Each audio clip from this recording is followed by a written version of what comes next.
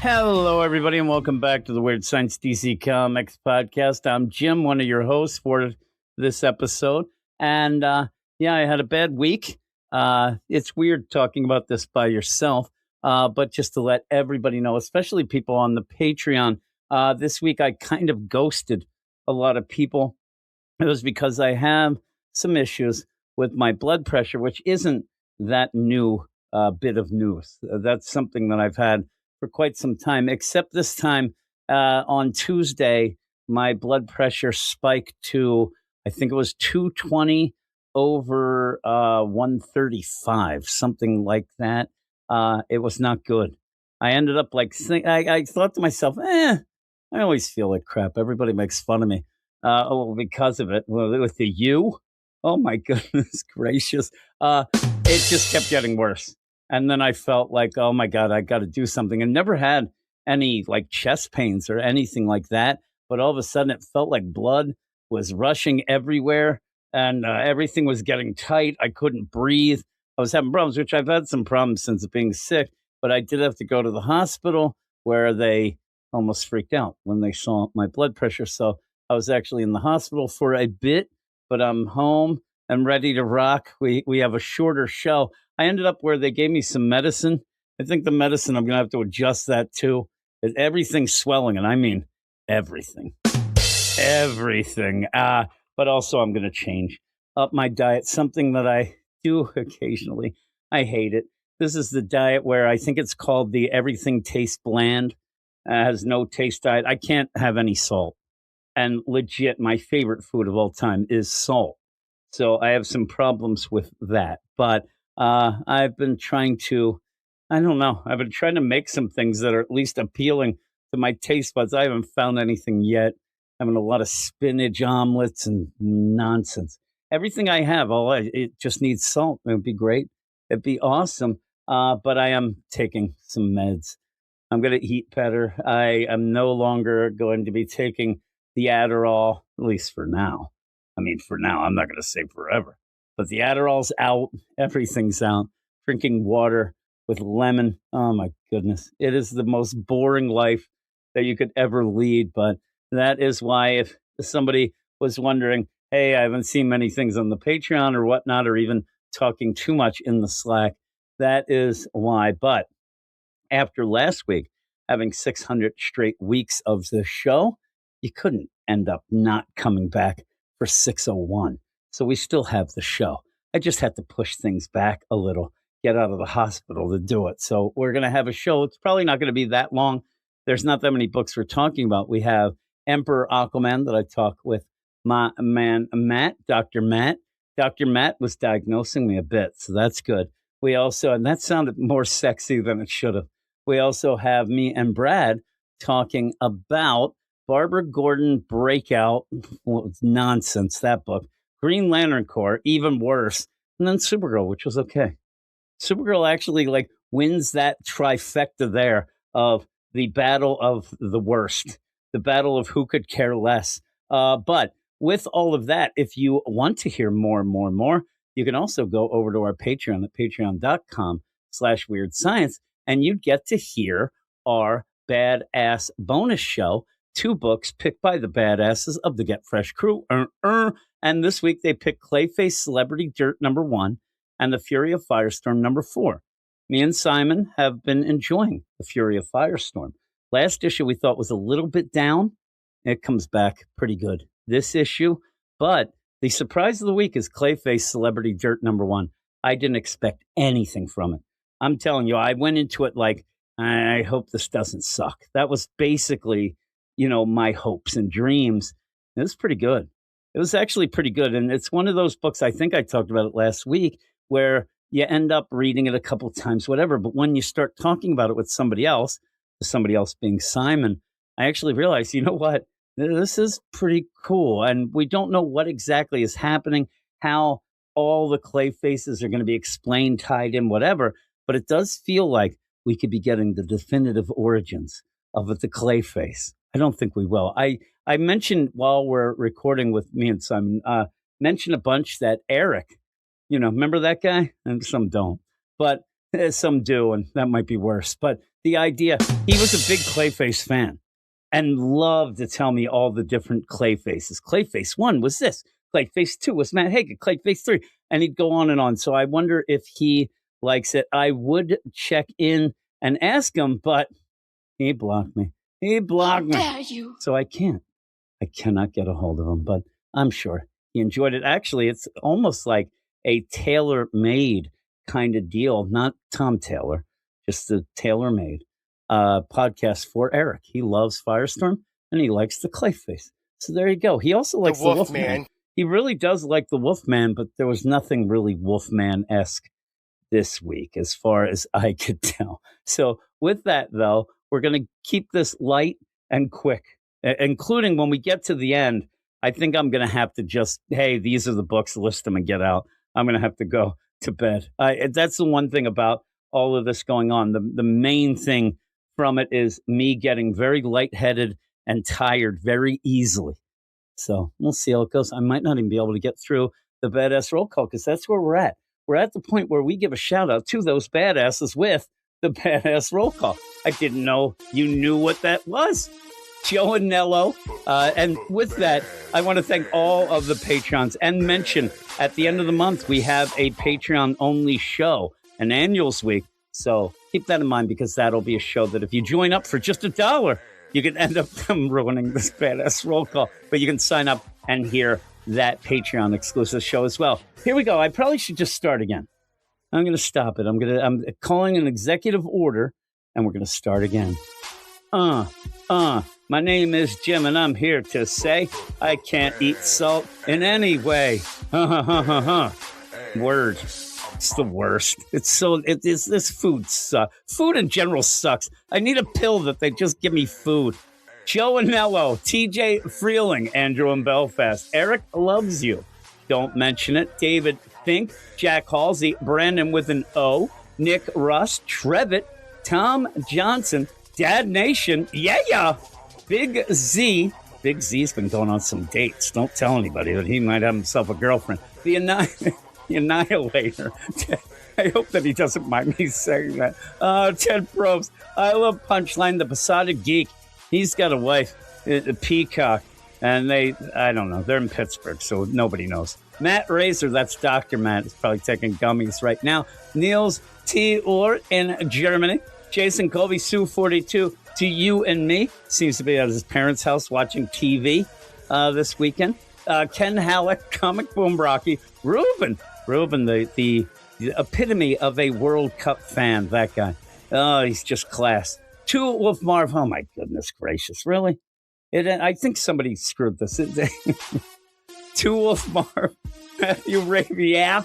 Simon in London Town, he's worried because he's not sure if he's in the middle of a heat wave at the beginning of one or the end of one. He said that they keep saying different things, so he has no clue. Luis, Manship, Swanee, Josh Vermillion, Batman Beyond, Mark B. Mira, that's Brandon with an E. He's up there in Canada. That is Buffalo, Canada. Don't look that up. I worried last week when I was doing that. I'm like, people are going to look up and like, there's no Buffalo, Canada. He's really just in Buffalo. And Double Aaron doxing his ass in Minnesota. See, it took me longer than usual. I'm not on my A game. I'm not as spry as I once was. And something caught my eye as well. Somebody pays for the deal in some really crazy money. I see. But that is the roll call. Those are the badasses, the Get Fresh crew. So with all of that, now I got to stop. Now it seemed like it was going like 5 times longer than it should have. Oh, yes. Yeah, that Ruben. Everybody seems in the Slack where you get to go in the Patreon deal. Tons of World Cup talk, not a lot of comics talk lately. I'm worried about that, but people are enjoying the World Cup. Of the teams that are out there, I have been rooting for Team England because, I love my mom and she's English, though I did end up kind of sending some shit posts to Gray, making it seem like I was rooting for Team Norway. Now, in the meantime, Erling Haaland, you can't help but root for him a bit, but I was glad that England won, though. There was some crazy stuff in that game. I'm going for England the whole way. England versus France, as they used to on the battlefield. France is pretty tough, but I'm going to go with my man Harry Kane, who looks like some guy's uncle that just wandered on the pitch. I don't get that guy. I don't like his look. He weirds me out a bit, but I'm going Team England all the way. So if you are into the World Cup and you end up wanting to talk to us about it, please, if you're on the Patreon especially, get involved in the Slack. Just let me know, and I'll send you an invite. And if you want to get involved in the Patreon again, hear a bunch of shows, get involved in some football talk, some soccer, as we would say here in the States. It is, what is it? It is, oh my goodness gracious. Now I am getting lightheaded. It is the patreon.com/weird science. And as I said earlier, we will have a Patreon only show at the end of the month with a bunch of annuals and specials that seem pretty important going forward. There seems to be, and I mentioned, I think, with Dr. Matt coming up during Aquaman, that there will be a book by Mark Waid and Joshua Williamson that might give us an inkling of what Superman has been up to all this time since the KO tournament. But that's the intro. That is the intro. That one's in the books, boys. Cuff them, boys, because we're going to go off to the books. It's going to start off with me and Matt talking Emperor Aquaman. I don't know. Talking with Matt, we kind of got through it. I was getting a little tired, but it seems like a book that wants to feel big, but goes too far in the big to make it not so big. Does that make any sense? I don't think it did. The Wolfman. The Wolfman says it didn't make sense, but I know somebody who knows what I'm talking about. Ruben. So we're going to go off to me and Matt right now talking Aquaman. Sometimes there's trouble and it's suddenly all around. You thought you were good, but eventually you're gonna drown. Sometimes you have to jump into the deep end to get the answers you can't find. And if you're worried that you're being shallow, that's the way there than losing your mind. You're going out of your head and into the blue. Should be somewhere instead, but what can you do? There's no way I'll ever stop looking for you. You're going out of your head and into the blue, and into the blue.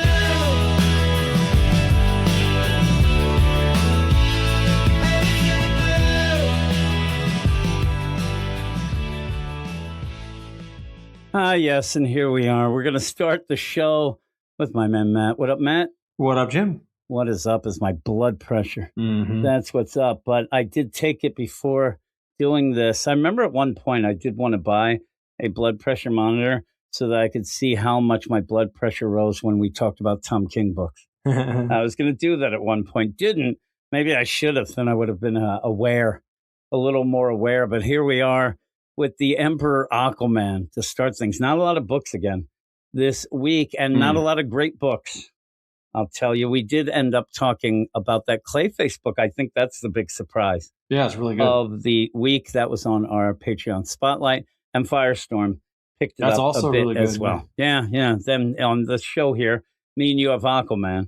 Then we're going to go off to Barbara Gordon Breakout, and then the Green Lantern Corps, and then Ooh. Supergirl. Woo-wee. What Action Comics used to come out at the same time as Aquaman, so they must Yeah. have changed that. Yeah, somehow. I guess there was a delay or Yeah. something. Well, it is that next one, isn't the next one that 1,000th issue? Oh yeah, probably. So it might be that. I didn't even realize that we have an annuals week this month. So we're going to have to look forward to that as well. At least Simon told me he's fancy. So I think that we do.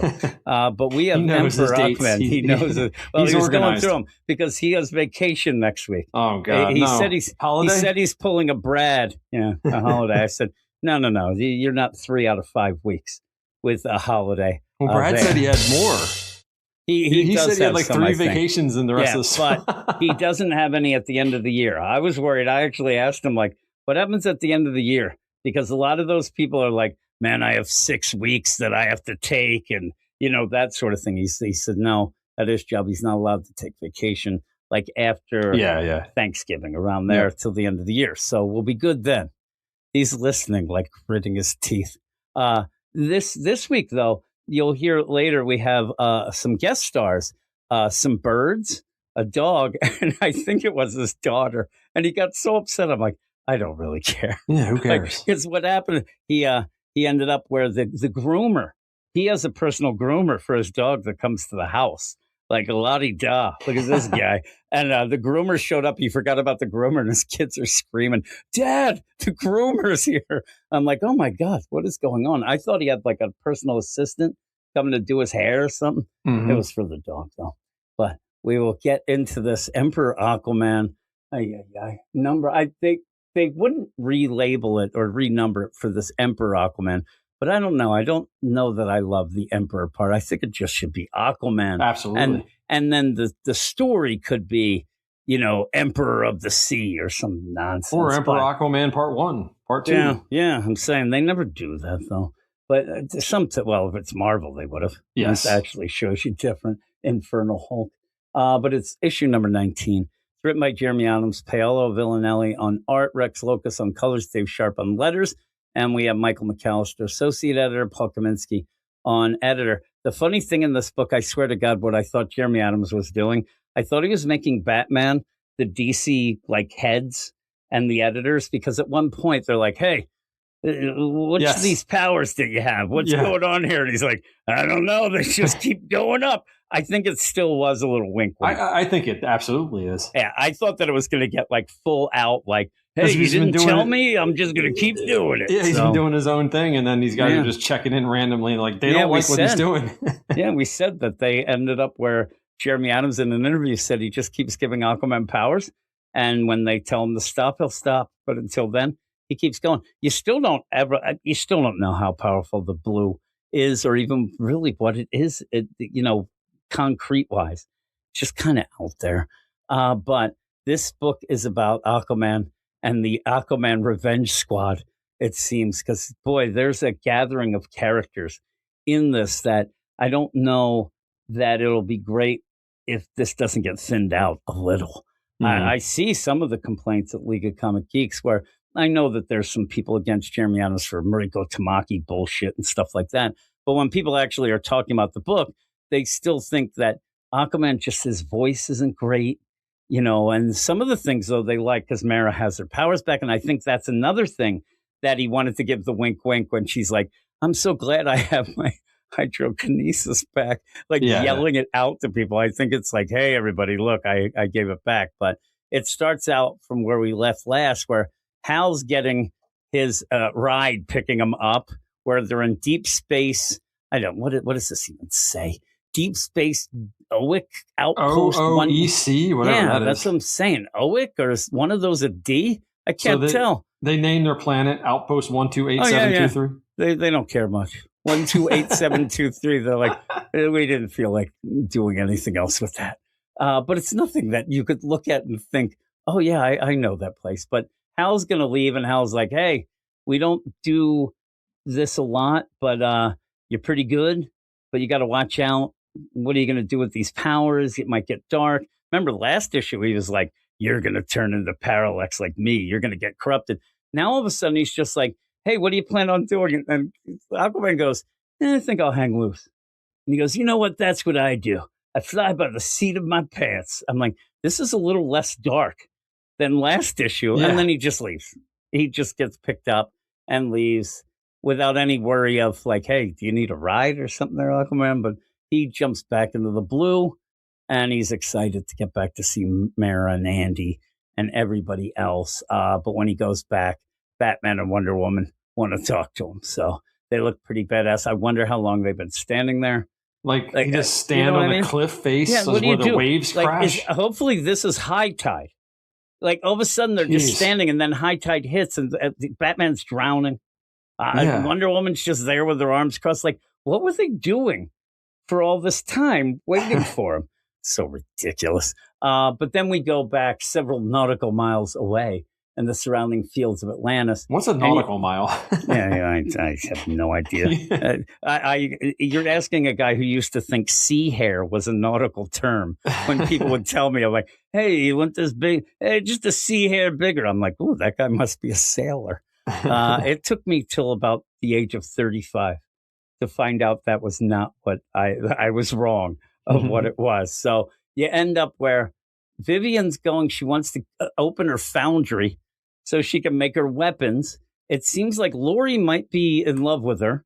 She seems odd, and Mara is having a grand old time. They're just going, and again, the hydrokinesis will come into play because all of a sudden they run into Black Mana's ship.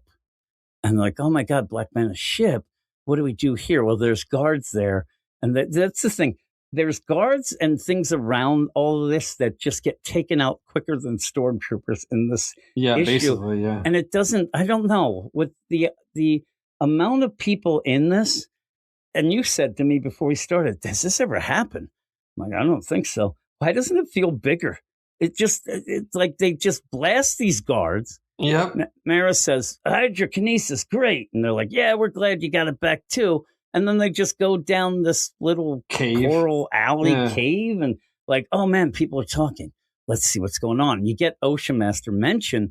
And I'm thinking at this point, okay, Black Mana, Mara's mom, the Crimson Queen, that Sea Witch, and Ocean Master, like no, it is, I mean, you get the Sea Witch, you get the Crimson Queen, you get Trock, Kordax, Siren, the Fisherman, Coram Wrath, Ocean Master, the Eel. Half of these people are like, what the hell is that? Legend and Tiamat. I'm like, I only know a couple of them as well, but this might be too many.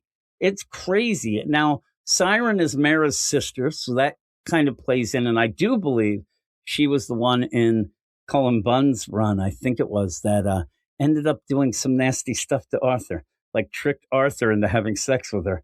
And it was really bad. But I gotta check that out. Eric flipped out. He was so upset. And nobody seemed to really notice it. It's very odd. And also, Coram Wrath was the guy in Dan Abnett's run. I don't think we've seen him since. That's kind of a crazy. And of course, some of the others come and go, whatever. It was weird. When I was reading this, I'm like, Black Mana, where is he? And he was like lurking off in the he's shadows like on the in side there, and they don't even name him. They don't even give him a name, but he's like the they main don't guy. name Mara's mom or Black Mana, and Black Mana does kind of like blend in. I didn't see him until he started talking. I'm like, what? Oh, okay. I was just like, F these guys. The best two, they have the Scavenger out and about. He's been pretty big of a villain against Aquaman. He's left for like guard duty. Well, but even then, you have more. Good thing he was there because his other guards sucked. Yeah, they're terrible. So you end up where they're talking, hey, Aquaman is increasing his deal, but we're going to take him down. All of us will be able to do it. We have to do it quick. These lighthouse bullshit, all that stuff going on. And Mara's like, we got to get out of here. Like, we got to run. And that's when Scavenger shows up. And he's like, nobody's leaving. It looks a lot like Juggernaut, the way that he's made here.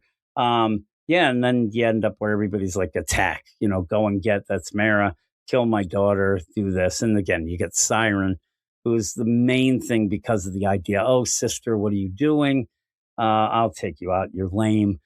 Kind of the same thing that she always does. But nobody really gets to, like, be the focus because there's so many of them. Like, you know what I mean? They'll have to trim it down. If you're like a Corn Wrath fan, I don't know who is, but you're like, oh man, I didn't even see him. You see him at one point, like he's kind of swinging at somebody, but Scavenger gets more of the oomph with that big first battle. But they end up in, I don't know, it got confusing a little. Like there's so many. You said to me before we started too, it's like Mara's mom, Mara, Yep. Siren, they all start to blend together. Mhm. Unless they just like Lori, where I didn't even know where she went. I had no idea. They just got her. And then when you do have Vivian's like, I'm going to get out of here. Mara says, they got me. You got to go warn everybody. She makes a portal, but I didn't think it was that well done until they said it. If they didn't say, oh my God, a portal, I would have no idea what she It looked was like doing. a little whirlpool or something. Yeah, it looked not like she was actual- doing that hydrokinesis Yeah. stuff. And I was like, what? Oh. And then she even says, oh, it was a small portal. So she has to be somewhere near. I'm like, Well, I don't know Okay. that we've. I don't know if Paolo Villanelli's been the artist on this. No, or not. I I mean, don't I think- yeah. remember him from Bounty Hunters. He was the Bounty Hunters Star Wars guy Yeah. for like Yeah. a lot. The whole It thing. looks okay, but Bruce Timms Yeah. at one point, I think, was the guy Yeah, that who was was good. doing it. And that was good. And you Mhm. could follow things. This is a little messy. Now that you remind it, it does look a lot like Bounty Hunter. Yeah, it's Over exactly at the Star like Wars that. deal. Yeah. So they end up where all this team, like, oh, we got to go get, Vivian, you don't want this to be out there. We don't want Aquaman to find out. But again, they have Mara. And at one point, they're like, we should kill Mara. Like, no, we can't kill Mara. Like Siren, I think it was, tries to kill Mara and Black Manta stops it.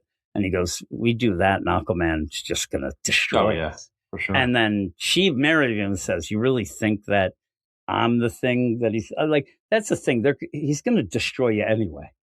But they are worried about this, like, raise in power level and stuff. But you then go off to the watchtower and you have them grilling Aquaman.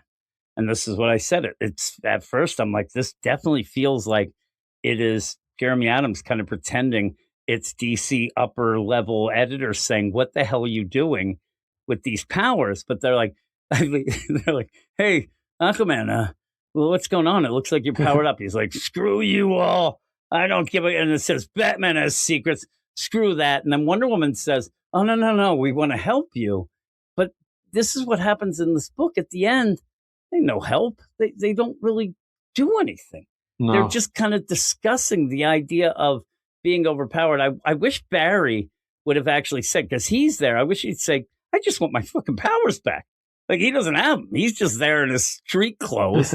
And so yeah. out of place. I know. And Hawkman, because of the KO deal, Yeah. he's like, hey, he's pretty powerful. Yeah, Pretty good guy. another thing dragging this book down too is those visions that are supposed to have come from Yeah. that event, and it's like, Yeah. who cares? Maybe they should have, like, everybody maybe should have had the same vision. Yeah, it's just, The one thing. Because are any other Aquaman books says- talking about the vision besides this So one? occasionally they'll say, just in passing, what did you see? And Yeah. they're just like, I think that Flash has mentioned it a couple of times, but even then, it's Is kinda Flash's lame. new power come from that? His prediction, No, future prediction thing? I can't remember. No, that's just. But that would have made sense if it Yeah, did. but it's not. That's just that came from Ryan North, where that came from. But so Hawkman says he's a good guy. We fought that KO, pretty cool. And that's when Aquaman says it's because of the vision. And like, the vision of what? The vision of the end. Like, that's not telling us shit, right? Again, at this point, I think Batman would have said, we got to have a database. We need to see, because we talked about it before. What happened if Aquaman's vision is we have to gather a force together to fight Darkseid. Yeah. And it involves these 5 people. And then Batman has a vision of like, oh, no, my vision is if we gather those 5, then we die. Like, what happens with stuff like that? Yeah, who has And- the real vision? Or maybe Batman's like, but my vision says those 5 plus 3. And then maybe you figure it out. Even though, or are the visions meant to conflict with each other to Yeah, cause chaos, and let's see what they are. Yeah, let's But get it they all wanna together, put it on They a want to board. keep it so quiet. And at this point, like you said, it's annoying. I don't even care. Like, if Wonder Woman's vision is she has to eat grapes and go to Hawaii, I don't give a shit. Yeah. And when they finally show them, I think it'll be too late. We'll be like, we're already, like, when you're in this big event that's coming up, then who cares? You're already in the event thing. So it seems like a misplay. I'm with you. I think that people just don't care. But then we go back, and again, there's It's too abstract of a thought for a lot of people. And It's again, just- there's like 8 million people. and the with writers aren't working visions. together, and it's just, No, there's no cohesive plan The only behind thing we it. might get at the end of the month, we have an annuals month. That will be Patreon exclusive, by the way. But Yes. there is an annual with the Superman stuff, and it's supposed to show what happened to Superman. That'd and be some cool. KO stuff. So maybe we'll find out about that. And I'm sure Who's me and writing you- that? I think it's Williamson? Mark Wade and Oh. Joshua Williamson Okay, combined. So that's pretty good. So we'll probably be doing that. nice. But yeah, so then we see Vivian. She portaled to the ship. She goes in, just knocks these guys out immediately. I mean, does the Just Three bonks their head. Stooges, bonks Yeah. their heads. They're out. They're dead. It's so like these guys are so nothing. And then she's like, I and hope these are I Black can Mana do guys this. too. They Yeah. can't swim underwater, right? They use like oxygen. I think they're dead. But yeah, she's like, boom, and says, hey, I hope I can drive this. I was paying attention to the Nautilus. Yeah, okay. Again, it doesn't mean anything. That's the thing about this book. It just feels like things happen just to happen. And the idea of conking two guys with helmets on. What the fuck would they knock out? They have helmets on. It wouldn't. And then she's like, I hope I can drive this. And then she does.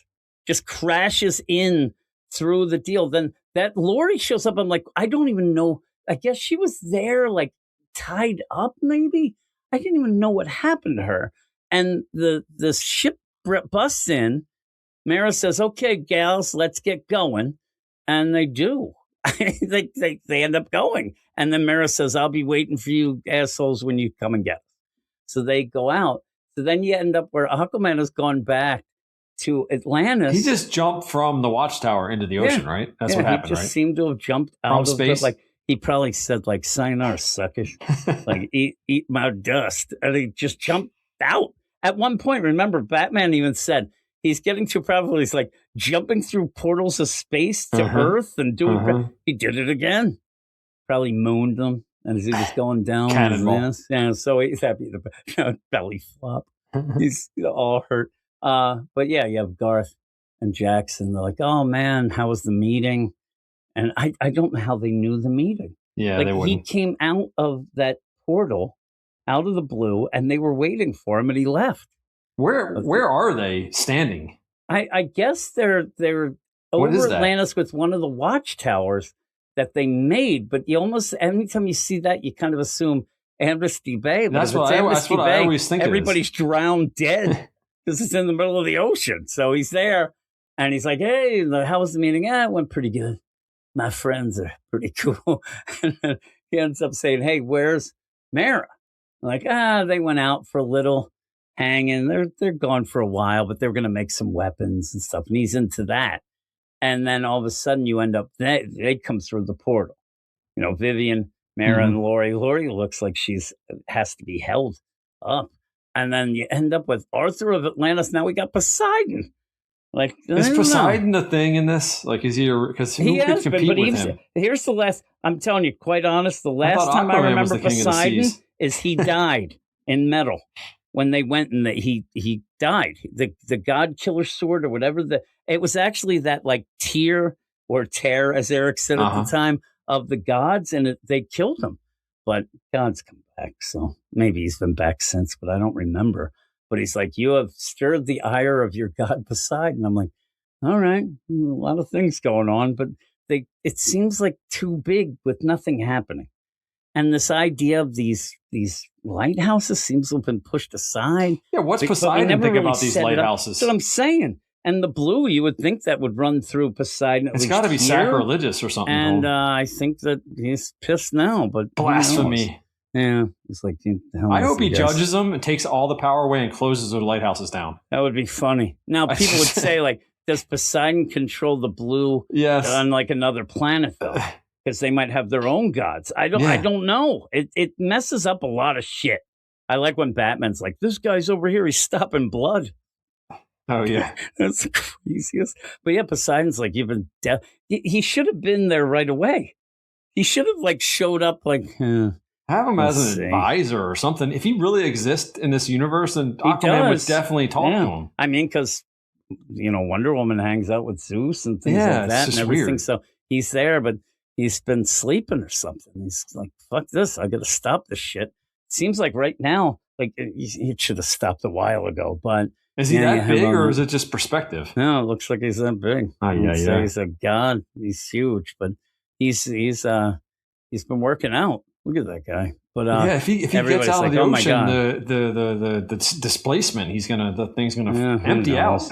That would be funny. All of a sudden, then Amnesty Bay is underwater. Yeah. But yeah, and it says next battle royale of Aquaman versus the god Poseidon. Waves will crash, blood will spill, and we shall see who the real king of the sea is. You just introduced the Aquaman Revenge Squad with all these other characters. Now at the very end, oh, by the way, he's going to fight Poseidon as well. It's a little too much. Yeah, it'll be a fight before they're friends thing. Like triple B likes. It'll be the fight, and then somehow Aquaman will be like equal, and then Poseidon will be like, "Hey, You're I too think strong. you're a-okay." This Just might be watch interesting. out. It could We'll be see. interesting. I don't know. We'll see. What would you give it? I'd give this one a 6. I'm giving it a 6. It's Yeah. okay. It's okay. Yeah. I'm just saying the things that happen. Quick Like read. if I said to you, "Oh, you have all these characters together. They're going after Aquaman. Oh my God, Poseidon's in there." You'd probably be like, "Oh, that sounds cool," but for some reason, I don't know. It just kind of drags on. Just happens. Well, then you That's then you it. flip the page and you see Clayface, which is good, and then Yeah. even Dead Man, which Oh, is the okay. Dead Man. Yeah, friggin' book. That book can go haul ass out of here. We'll see. The third issue for me is the big one because Yes. I like the second one a little better. Still isn't a good Dead Man book, but it was kind of funny. But that's that. That is Yeah. it for me and you. We only have that one book, and now we go to me and Brad talking 3 books, and then we're out. Just not a lot of books this week. So.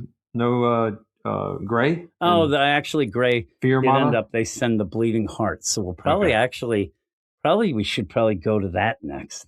Really? We'll just do this on the fly. Well, the next is 3 books with me and Brad, and then we're done. So, and I think I ended it with saying we're done. So, we'll go off to the Bleeding Hearts Dennis Camp nonsense, and then from there we'll go to me and Brad with 3 books to finish it up. So that is it. But thanks for joining me, Matt, as Yep. always. And we'll talk to everyone. We'll talk to everybody. I think it's the end of the show. We'll go off to the Bleeding Hearts with Fear Monarch and Gray.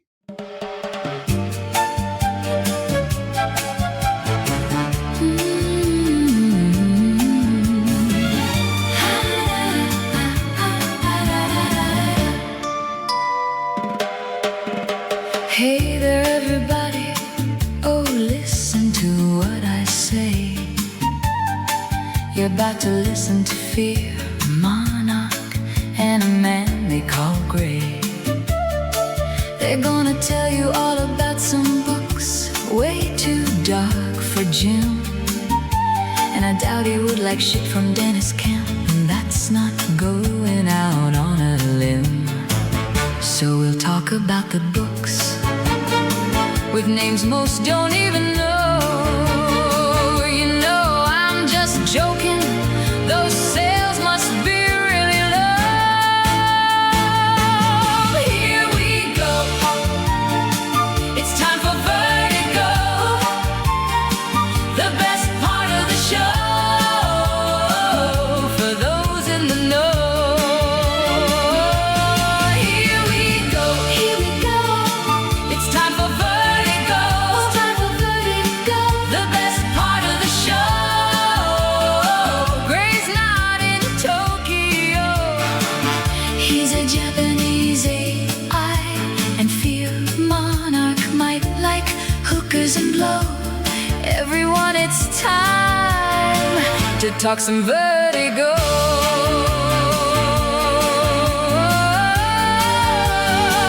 Let's talk Vertigo.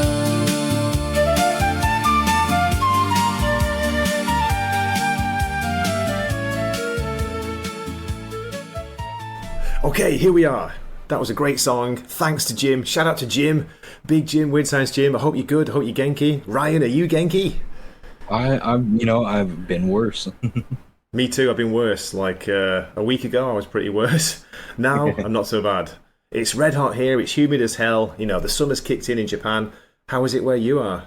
It's pretty crispy. I mean, surprisingly, and I mean, I'm knocking on wood without, banging on my microphone stand, but, it hasn't gotten too outrageously hot this summer yet, so hopefully, that continues as we ease into August.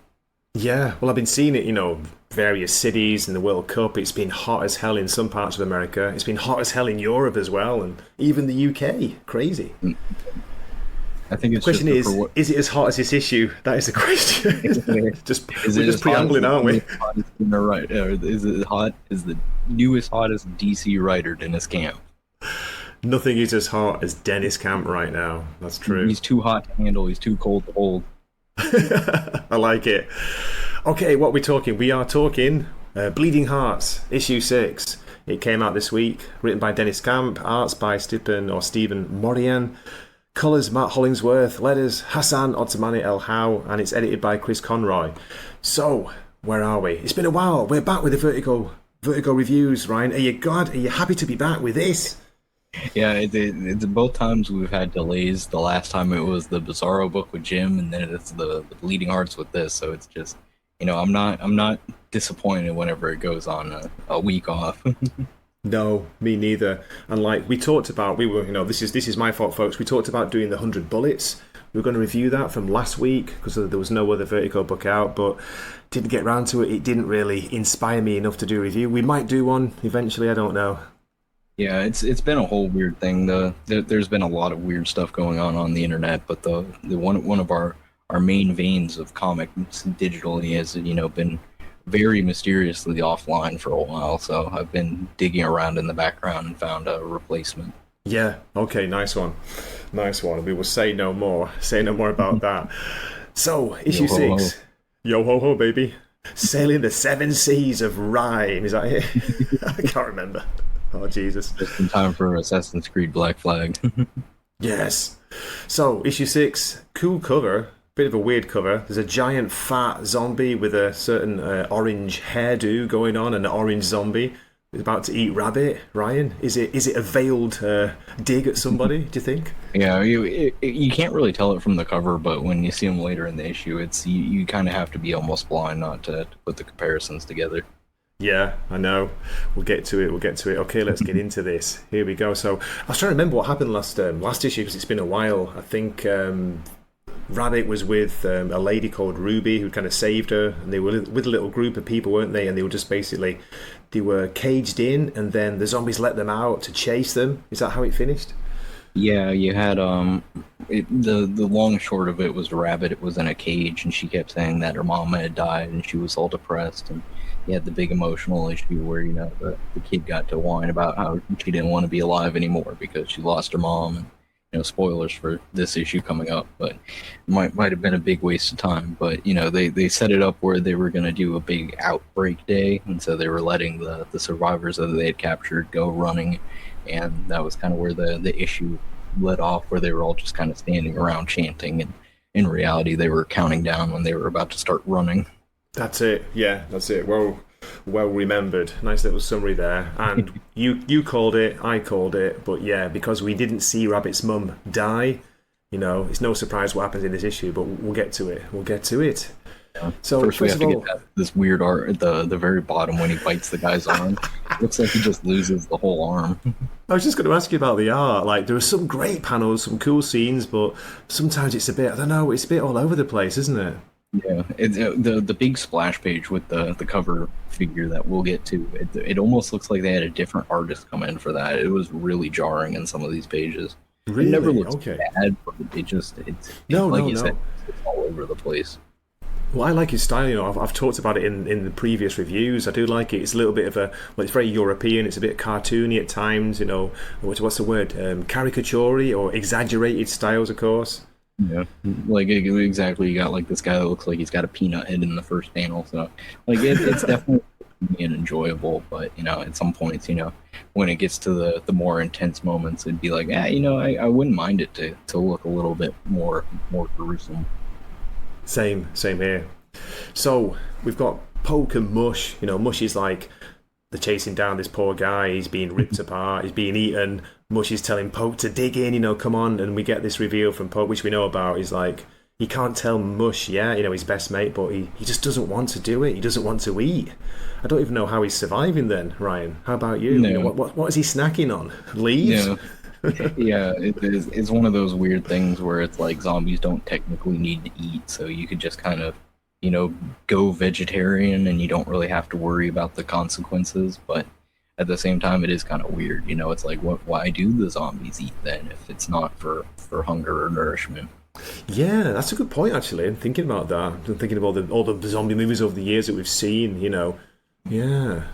There's usually and one of my favorites is the Marvel zombies. It's the explanation that they're not really hungry for human flesh, but it's just like a voice that just kind of compels them until it's they can't resist the urge anymore. It's something automatic, something like, kind of programmed into the zombie, whatever genes. Yeah, they just have to, don't they? Like brains or whatever. Oh dear. So we see Poke. He's running away from Mush. Mush is angry. Poke's like, I can't. And that's it. And then turn the page. Poke, where are you going? Turn the page and we get Rabbit. And okay, before we get into it, Ryan, I'm wanting to ask you about this. I've noticed this in previous issues again as well. Rabbit, I don't know how old she's meant to be, but she speaks like an adult, like an adult. Yeah, all the time. it's very odd. It's the plot convenience.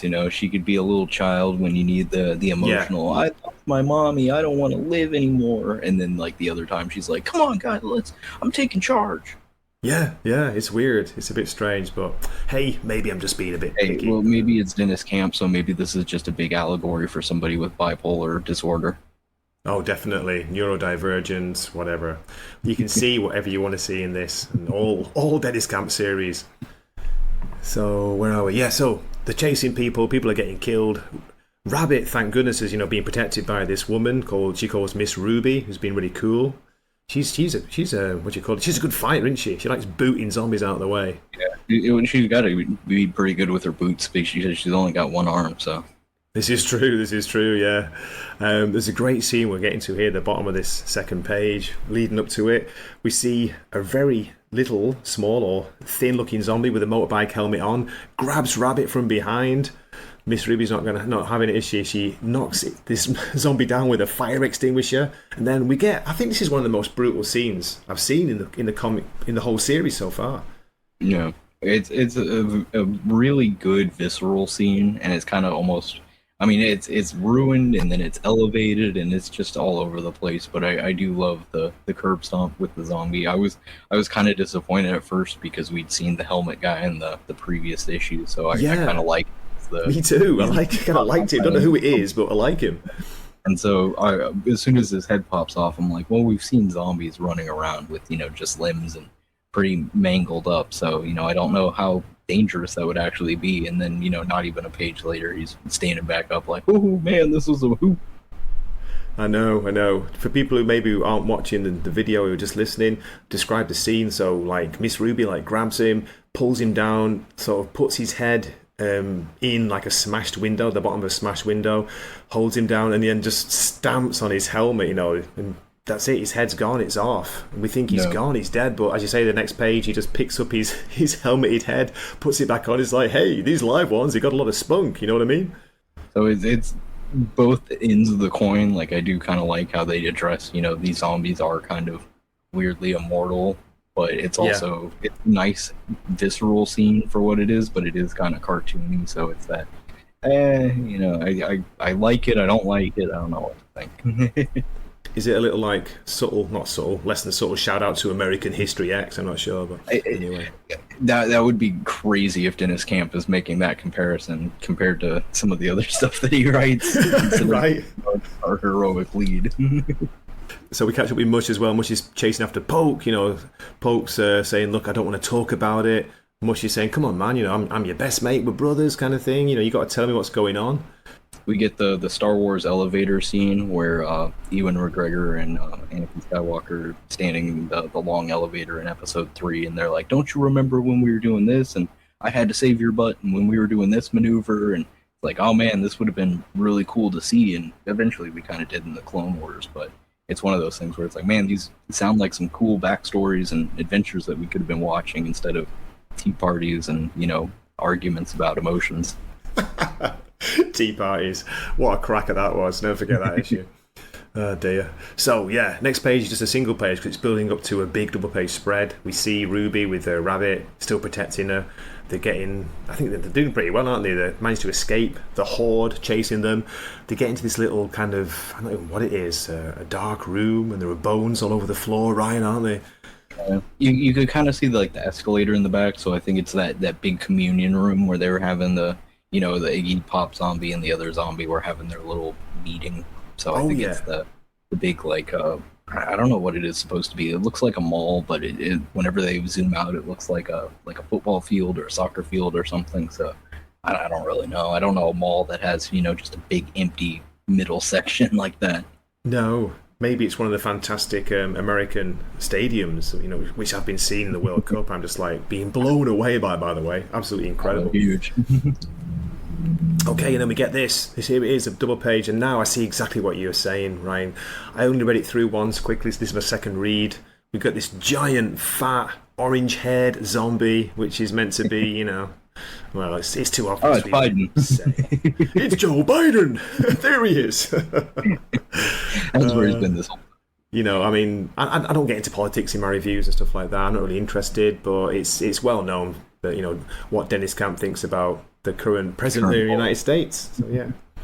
Yeah, it's a very fitting, and it's similar to how Jim was mentioning the Martian Manhunter. I'd love to see some of the scripts for what the ideas were looking like, and I can imagine what the scripts look like for this page to very clearly make the visuals work. What I'm thinking is like, how the hell did this giant, get so big? Was it some huge giant person before they turned, or what? I don't know. Yeah, you have a weird kind of hierarchy in the zombies where I almost want to make the joke where he's going to make communist zombies because everyone's like, oh, we all eat together and everyone eats the same meals and everything, and no one gets call me zombies. You're right. Nobody gets to sneak off and eat their own meals. So I'm like, how did this guy get so fat if everyone's eating the same kind of portions? Right, yeah. I don't know, anyway. But it's the guy from the cover. He's about to swallow rabbit whole, and then we segue to Poke and Mush. I do like this little scene here in the Welcome to Serious Issues, a comic book store. Yeah, the amazing bulk in the front. Yeah. Poke's saying to Mush that, look, don't you ever wonder if there's more to life, to zombie life? Basically, that's what he's saying, and he's trying to like appeal to Mush, and Mush doesn't seem to be very interested, does he? Yeah, I do kind of like the last panel of him. He looks really shifty. He does. That's a great panel. I wish we got a bit more of the mushrooms on his shoulders, with the faces on, but we don't, unfortunately. We do get some at the very end, but it's very diminished in this role. And so they're still arguing basically about, when Poke was keeping Rabbit and her mum alive, not eating them. Mushy say, what were you doing? You keep them to yourself. And Poke's about to tell him, he wasn't going to eat them, but then we get this reveal, don't we, Ryan, that Mush says, and by the way, I didn't eat the big one. Because that was kind of the big cliffhanger before that was Mush follows Poke to the hut that he got the survivors in, and he whacks Mom character in the back of the head, and he carries her off and carries off Rabbit as well, but we don't see what happened to him. And then just the next instance, oh, Mama's dead. And so everyone assumes, Mush ate her too. And then he's like, no, she got away. I didn't get to eat her. That's it, yeah. I mean, like you say, we both called it, and I think most people have thought, she was alive. And then it's built up to this scene here. We get this second double page spread. It's pretty cool with a mum like shooting. But you were saying maybe you thought it was like a different artist doing this. Yeah, I mean, it's just the way some of the first pages artwork looks like really goofy and cartoony, and then it looks almost like more glossy and detailed. I mean, it's entirely possible that it's just the spread pages, so you put more effort into it, but it looks so much more detailed almost, and especially this, like the zombie, you can see like the wrinkles and the folds and everything, and most of the time they're just kind of these cartoony blobs. I think a lot of the other pages, like, there's so much going on, isn't there? There's so much like in the background, there's all sorts, it's very kind of chaotic almost. Yeah. This is simple, he's just kept it to the great scene of Rabbit's mum comes in with a gun, bang, blows the basically the fat zombie's head off. Well, blows a hole through the head. We Blows see, his ear off. we see his ear. Make your own joke there, folks. Oh God, yeah, I didn't even think about that. Jesus, I tell you, man, I'm so slow sometimes. We see this giant, fat, orange-haired zombie's ear go flying through the air, with a big splat. Yeah. So Yeah, and that's it reminds me of the panels that are really like an End of Life, when it's like, just single focused on Eddie or his father or something like that. So it really is that the intense anime frame. definitely, it's a cracking double page, but I like this because it is, it's simple, just Oh gets, yeah, and gets that's the job kind of done. where I was going with the in the backhanded way of a compliment. Is like, it's like, oh wow, did you get somebody else to draw this? It looks better than your usual stuff. Shots fired! Shots fired by Ryan to Stippen and Morian. Right to we're the just, ear. we're just kidding, but it is pretty cool. So yeah, Mum's still alive. She comes in just at the right time. Somehow she's in the right place at the right time, as you say, in the rafters of this room. To coming shoot down the from the rafters. giant. But of course, the other zombies hear this gunshot, and then it's like, oh, there we go.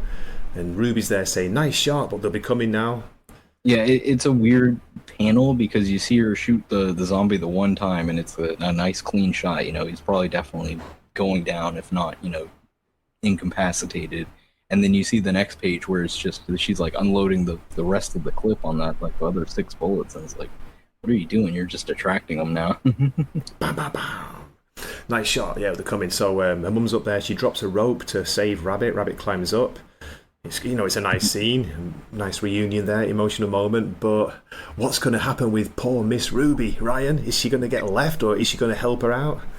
Yeah, it's a unfortunate moment. It's almost as unfortunate as the reunion panel with Rabbit, where it looks like she's just kissing a gerbil or something. Yeah. Anyway, Ruby's like, I think she knows what's going to happen. It was a nice moment anyway. We turn the page, and we're back with Poke and Mush, and we get this big reveal here, don't we? Yeah, I'm surprised they did this as soon as they did, because it seemed to be an ongoing. It seemed like Mush and Poke would be around for a while, so it does escalate in ways that I didn't expect for another whole arc. It does, yeah.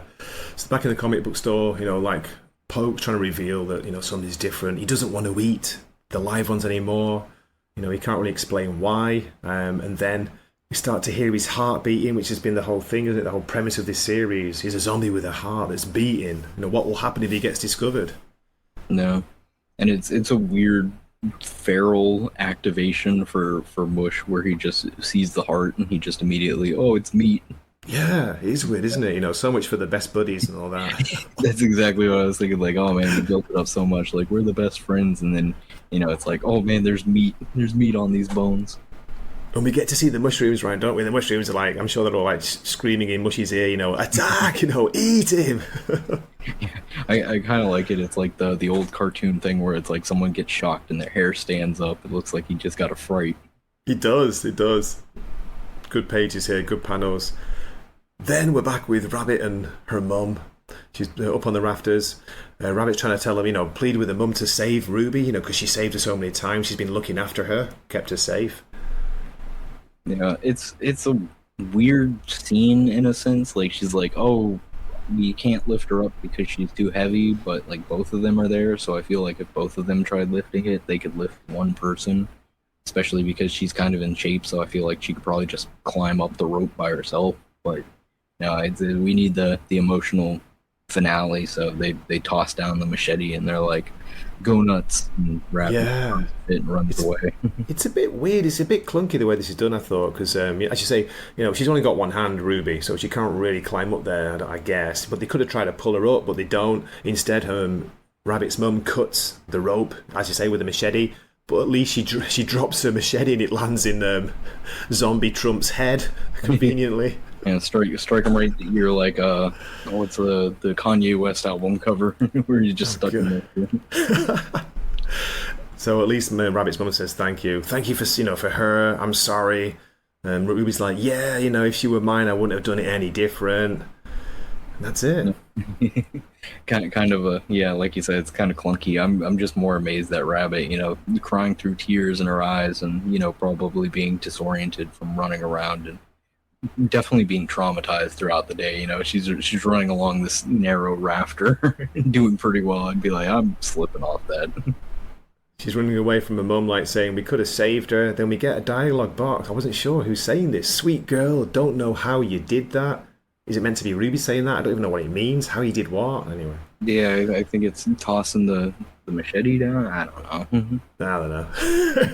And as you say, Ryan, like we see Ruby, she just gets swarmed and she gets piled on by zombies. She's going down.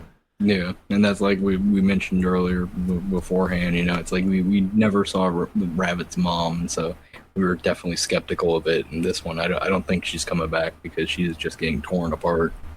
Yeah, at least she goes out fighting, Yeah. And what happens next? We turn the page back with Poke and Mush, and it just goes insane. As you say, Mush has gone feral. He's gone pure zombie rage. He's trying to eat his best mate, Poke. Poke's trying to protect himself. He's got a handy lighter fluid can with a lighter. And he just like sprays flame all over poor Mush. Yeah, it's a weird whole thing because like he's beating him up and he wants to eat his heart, but he's like tossing him around and throwing him through glass and stuff. And it goes back to the whole zombie thing. It's like if you're a zombie, like what good is this doing? Break your arm, you're not really incapacitated. You get covered in glass, you just stand back up. So at least with the fire, that's definitely we might see that's a good actual way to put them down. Yeah, I guess you could say it leads to some good art panels because we got like poor Poke is like glass all over, like stuck in his face. It's pretty cool, but later on, like that kind of glass is conveniently gone. I think the artist just thought, forgot about it, or like. But yeah, it's definitely some convenient art here and there. But the funny part is Mush turning into the clay face over here as he's. He does look kind of, doesn't it? That bottom panel, yeah, it does look kind of clay-facey. It's quite a funny scene where Mushy's saying, "I should listen to the shrooms." The shrooms. They knew you weren't right. They've been telling you all the time, If I had a nickel for every time you could find me trashing something saying I should have listened to the shrooms. He does look pretty good though. As I say, it's a bit clunky, but I'm just being picky. I like it. Mushy's on fire, he's burning, he's down, isn't he, Ryan? He drops to the ground and Poke just realises what he's done. He's upset, oh my god, you made me do it, Mush. I didn't want to. No. Yeah. Not quite as emotional as the Naruto having to kill Sasuke because they're no longer friends, but it's fair enough. That's it. And like Mushy's basically saying, look, I'm a zombie. That makes you food. Your heart's beating. You're alive somehow. That's it. I had to eat you. I had to try. And he just burns. I guess he burns to death here, does he? Yeah, it's a weird ending for him. He looks like he's like about to fade away, and then he looks like he's kind of just smiling in the second panel, and they just look like he's gone in the third. Yeah, it is. It's weird. Yeah. And Poke plucks out his flower from his head and puts it by Mush. And the zombies bury their dead. That'll be the alternative title. And then from behind we hear this like screeching sound, and that's how zombies hear humans. They can't understand each other. They can't understand the speech. And it's Rabbit. And like Poke's like, oh, it's you. This is all because of you. If I hadn't have found you, this would never have happened. But he doesn't turn on Rabbit, does he? I thought maybe he's going to get angry but he doesn't. No, I don't think Poke has anger in his body. He seems very passive as a character, but yeah, it does make it to where I was predicting the series would slowly creep towards. Haha, zombie pun. But the very shocking cliffhanger is, he goes over, he's like, Rabbit, and they're like, oh my god, he's smart, he's a smart zombie, we need to keep him as a pet. He can talk. Yeah, he manages to get a word out. He says rabbit somehow as a kind of zombie growl, and at least there's still one piece of glass stuck in his cheek there, right? Yeah. To be fair to the artist. Yeah, like it definitely, reappears when it needs to and disappears the other time, but at least they're trying. So Rabbit, this is the bit where it gets me. Rabbit just sounds like a complete grown up, where she grabs hold of Poke's hand and she's like, "Come on, flower boy, the fire's spreading." Does that sound like like a 3-year-old or 4-year-old? Yeah, well, mom's not like, what the hell are you doing? We're not taking a zombie with us. Yeah. So they get out and the fire is spreading the place, some kind of mall, I guess. You can see the letters of MA, whatever. Yeah, what exactly did start the fire? Oh, well, probably Mush. Yeah. Not sure what what he spread to though, because he just died on the ground, didn't he? Yeah, like he burned him, and then he kind of walked through the doorway following him, and then collapsed. So I don't know, why it started this massive fire, but sure. I'm more distracted by the very middle panel in the far corner right. It looks like Patrick Stump from Fallout Boy as a zombie, and it's very distracting. I'm looking at the guy next to him, like who's got like a beret and a black and white stripy shirt, like very French stereotype or something. I don't know. Big nose and look like a. All he needs is like, was it the garlic or around his neck? Crazy. So Mum and Rabbit and Poke get out, and we hear in the background, the zombies are screaming, "Has anyone seen Mush and Poke?" And we turn the page, and that's it. Right, that's the end. Issue 6.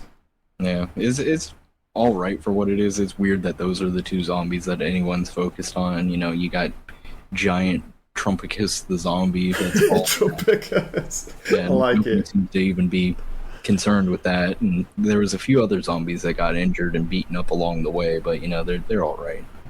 I wasn't even sure, because I've seen some reviews, people saying it's the end of the first arc, but it's like, no, next issue, final resting place, class in session, the Lost World, whatever, New Life, Brothers. So it's carrying on as far as I know, isn't it? The next 2 issues. At least it's solicited for 2 more. Yeah, it's definitely solicited. I think they're going to squeeze out at least 2 trades for most of the Vertigo series. I know the Ezra Kane is that first miniseries, and they'll probably do another one. Yeah. So, I don't know if they're gonna just keep it ongoing to 18, 24, whatever the issues keep selling to, but this is definitely gonna continue ongoing. I was thinking we would end with these set of zombies and start somewhere else, because it seemed like these characters were winding down, but now we have the Mom back, we have Poke reunited with them and Rabbit, so it seems like those are just gonna be our characters, unfortunately. Yeah, that's it. They escaped. They're on the run. I guess they're going to be chased by the Horde. We'll find out in the next issue. But yeah, it was pretty good. I like this issue. What would you give this for a score? I don't remember what I gave the last issue exactly. No, I don't. 6.5. I'd probably say like 6. It's definitely some eye-rolling visuals that you could tell Dennis Camp was the choice behind, and there's some weird art just in the how it seems it still hasn't really decided if it wants to be like a black comedy, if it wants to be a horror tragedy, if it wants to be just a straight up zombie horror. So it seems very indecisive with what it wants to do in the tone, so it's just kind of underwhelming. But at least things are moving along, plot is happening, we get some some resolutions to things that have been brewing in the background. But I'm still just kind of like, I could give or take this. Okay, fair enough. So you're like what, like a 6.5, something like that? Yeah, probably. Same as before. I'm more positive with this because finally, as you say, a lot happened in this issue. There's some pretty funny scenes. Yeah, it's a bit heavy-handed at times, as usual. Dennis Camp can't stop being Dennis Camp, but yeah, some good scenes. I'm going to go 7. 7 out of 10 for Grey. Yeah, fair enough. You're always a little bit more positive. But what's interesting, we were chatting before we start recording, and it's like we don't hear a lot of people talking about this, do we? I don't know how well it's doing. People who are reading it seem to love it, of course, but it's got nowhere near enough as much attention, as Martian Manhunter. Yeah, not nowhere near as much as Martian Manhunter. Sordid Crisis Events is his other big indie darling that seems to be the book everyone talks about. I heard a lot of people talking about his, I think it's the Endgame or whatever he was doing, but that kind of Ultimates, and But I mean, that was also just, I feel like the whole Ultimates revival kind of lost a lot of its luster very quickly. So I as much as I don't like him, and I'd love to say, haha, you don't write good, I don't want to be like, oh, you wrote a terrible book because the event was already dying. Yeah. I think out of the stuff I've read by him, this is probably, let's say, favourite, but this is the most entertaining, and a lot of that might be the art for me. I like the art style, as I've always said. I like it. No, in the behind the scenes, I've argued with a handful of people that are big Martian Manhunter fans, and for all the mocking and ridicule I'll give that, I do say like, oh well, you do praise this, you should be praising / reading Bleeding Hearts, because that's where he seems to actually want to try. Yeah, definitely. I think this is better than Martian Manhunter, but hey, what do I know? I'm just an old guy who doesn't get anything anymore. I don't If we understand had anything. Martian Manhunter's artist on this, it would be a best-selling book. That's the problem. That's it. Yeah, the artist is a big part of the Martian Manhunter. Taking into reality. That's it. Okay, well, thanks a lot for joining me, Ryan. I appreciate it. After a couple of weeks, we got back on the Vertigo bandwagon, maybe. Yeah, we got to hop back on that horse. We do, and beat it to death. No, I'm joking. Oh my God, what am I saying? So let's take us out. I'll play a song at the end, but yeah, what to say? Thanks so much for listening. If you listened this far, what are you doing? No, but we appreciate it, don't we?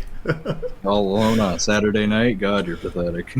Oh God, yeah. It's Friday night where you are. It's Saturday morning where I am. Hot as hell, humid as hell. And yeah, we're reading zombie books. It's the American dream. So I think we'll be back next time with, it's either going to be End of Life or Brutal Dark, but I think Brutal Dark might be taking a break. Not quite sure. I know the 6 issue is coming up for both of those, because this was the first one that we had. That's right. You're right. Yeah. I think I don't remember if it's Brutal Dark or Into Life next, but I know both of those got their finales coming up. So, but much like this, they're also solicited for. Ezra Kane is going to have an actual ending, but Into Life is solicited for 7 and 8. So yeah, it is another cliffhanger type ending. So I guess we will see you in the next review. Thanks for listening, folks. Do drop a comment if you liked it. If you didn't like it, if you disagree, let us know why. Take it easy. Take it easy. All right, and we're going to continue with my man Brad. What up, Brad? Hey, Jim, bunch of real winners this week, Yeah, man. we have 3. What, me and you? That's right. We're losers. We had 3 books. We were debating which was worse. I remember a day when you debate which was the best, but not right now because, oh my goodness, we have Barbara Gordon Breakout, Green Lantern Corps, and Supergirl. And I think that if you would go with the readership, Supergirl is probably read by the least, I would guess, because it's such a niche, specific kind of book that we keep saying. It's definitely the best one of these 3. When we go in, it's definitely. the idea though is which is worse, this Barbara Gordon or the Green Lantern Corps. And it's the idea though. I kind of the Green Lantern Corps hasn't been good. I expect it to not get any better, and now I've completely given up hope. Mariko Tamaki though, I keep being told by people she's good. I don't know where these people hide then, but holy moly, this is an Eisner Award winner who's writing this, and it's terrible. It is awful. It is completely. I don't even know. We said it was the tale of 2 books. Now it's 3. Each issue presents new things that make everything not matter. Like you would think that as you progress a book and you add stuff, it's supposed to add stuff. I don't even know what the plot is anymore. What is it? Is she actually investigating murders anymore? I have no idea.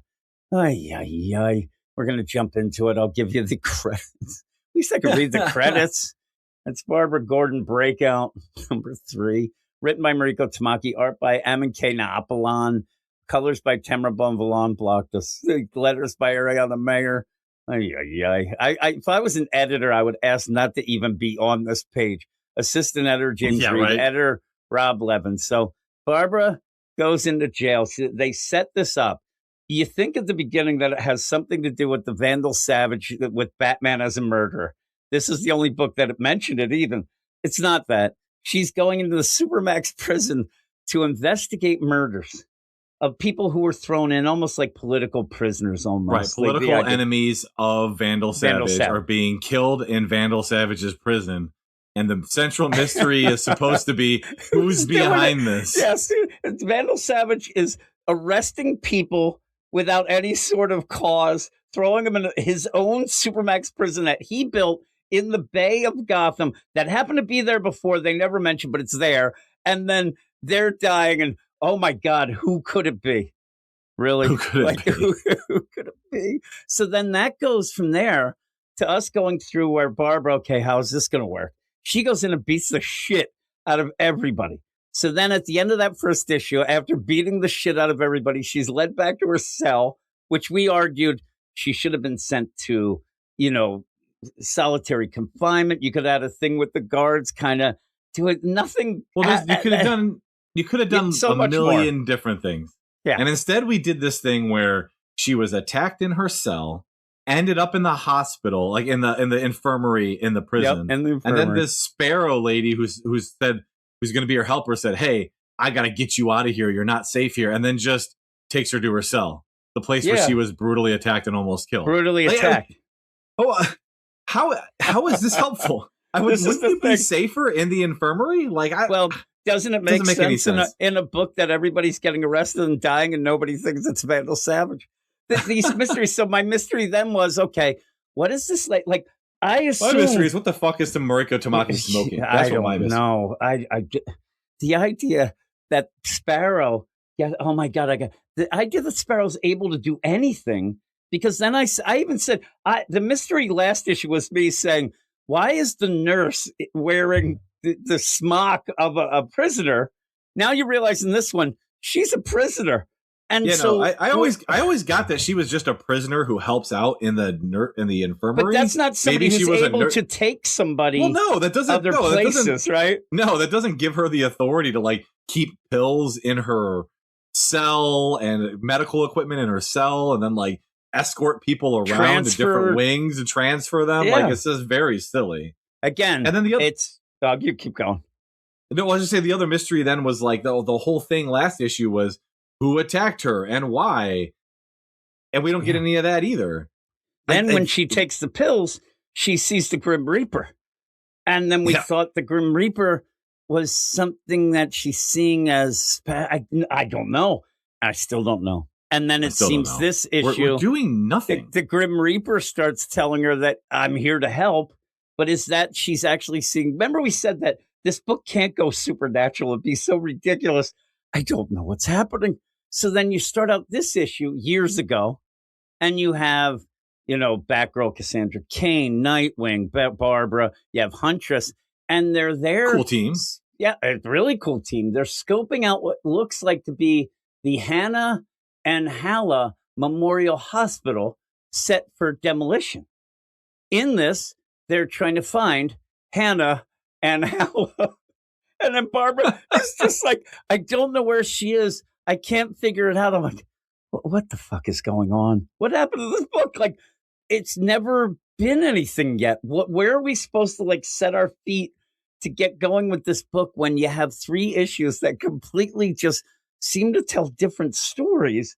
The only thing is the Dr. Sparrow and Barbara taking pills and seeing the Grim Reaper. But in this, you don't need to add, like we said before, the amount of mysteries to issues. And this goes beyond that. This is like, what the fuck am I reading? I'm reading this and I just don't even know what story I'm reading anymore. And it does remind me of the last thing that we pretty much had from Mariko Tamaki was that stupid backup in that Supergirl that I lost track of everything that was going on with that in 2 issues because it was the same thing. You keep introducing stuff without ever tying anything up. So it's all just a bunch of shit on a page because they're there. The art looks great. I love the art. in this. The art It's looks really good. I mean, and like right away we jump into this. We have like this wraparound story that is this flashback of her investigating this Hannah and Hala Memorial Hospital, but she keeps talking about Hannah and Hala like it's a person, and that she couldn't find and she couldn't figure it out. And like this whole story, we've got that story, and then her in the prison, and like the pills and the Grim Reaper and what's going on story, which just is very incoherent and doesn't go anywhere and is very muddled and confusing. And then this story, which I feel like I'm missing something. Like you're I feel thrown like I'm into missing this a lot. and I feel like this, like I'm in the middle of a story that I'm supposed to have already read about, but I haven't. And like, cause like, she's like, I couldn't find this Hannah on Hala. And I'm like, the fuck are you talking about? Yeah. And so if this Hannah and Hala And- was spelled out in the beginning, one of the people who died, something like that. But Sure. here's the problem. If me and you are on the case and we're at the deal and I say like, what's wrong, Brad? And you're like, oh, I can't find Hannah and Hala. I'm like, listen, you idiot. Memorial Hospital means she dead. It's Yeah. a memorial hospital to her. What the fuck are you looking for? It's like Yeah. I don't get it. I don't get it. But And the whole, again, the whole point of this story, of this flashback story, seems to be like, oh, it was all a trap. And so it seems like the prison story is then supposed to be, yep, you're supposed it's to all a get that trap. together. Like that's supposed to be the connection. Like this, her flashing back is her remembering this so she can realize that the prison thing is all a trap. Like, and so we spent half an issue in this very weird, confusing flashback to say it was a trap. Like that's the whole. You couldn't do that in 2 pages or 3 pages. Like, and we haven't done anything with the whole. It's just mind-boggling to me that we spent all of this time on this needlessly convoluted, confusing flashback just to come to the conclusion that it's a trap, and that seemingly.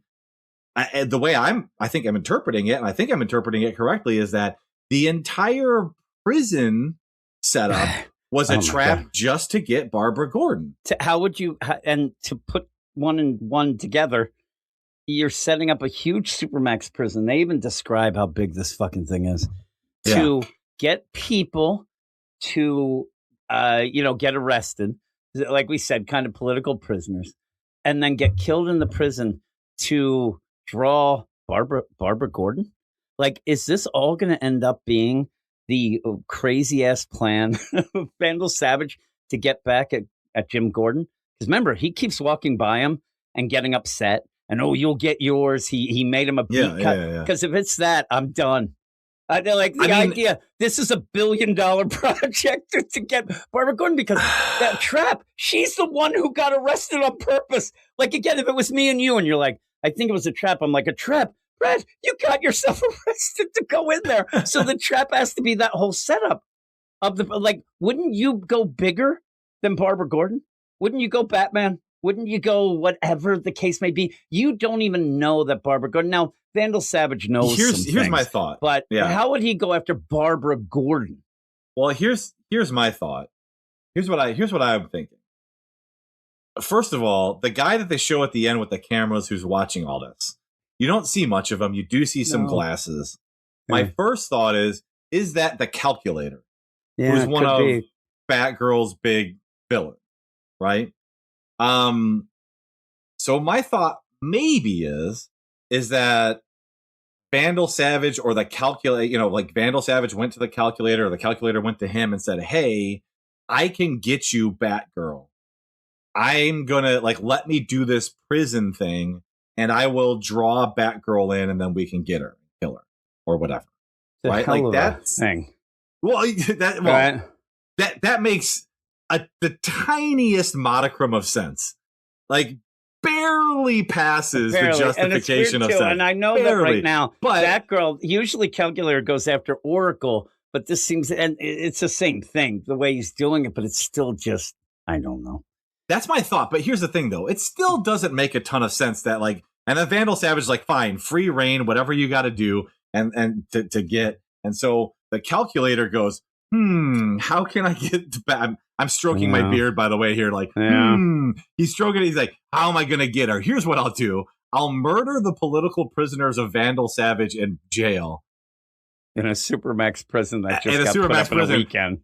And therefore, Batgirl will get herself in prison to figure out what's happening. Like, what? Yeah. It seems like there's a step missing in between there. Like you're jumping to some conclusions about what's going to happen. They're like, hey, Vandal, can I have $1 billion? I got to make this Supermax. This thing is humongous. It just doesn't make any sense. What is it at 500 cells? And then to keep it going, when she gets into prison, I'll get this girl Sparrow. I'll get her to give her drugs. That then she sees the Grim Reaper. Is what I'm talking about. And then ends up fighting people.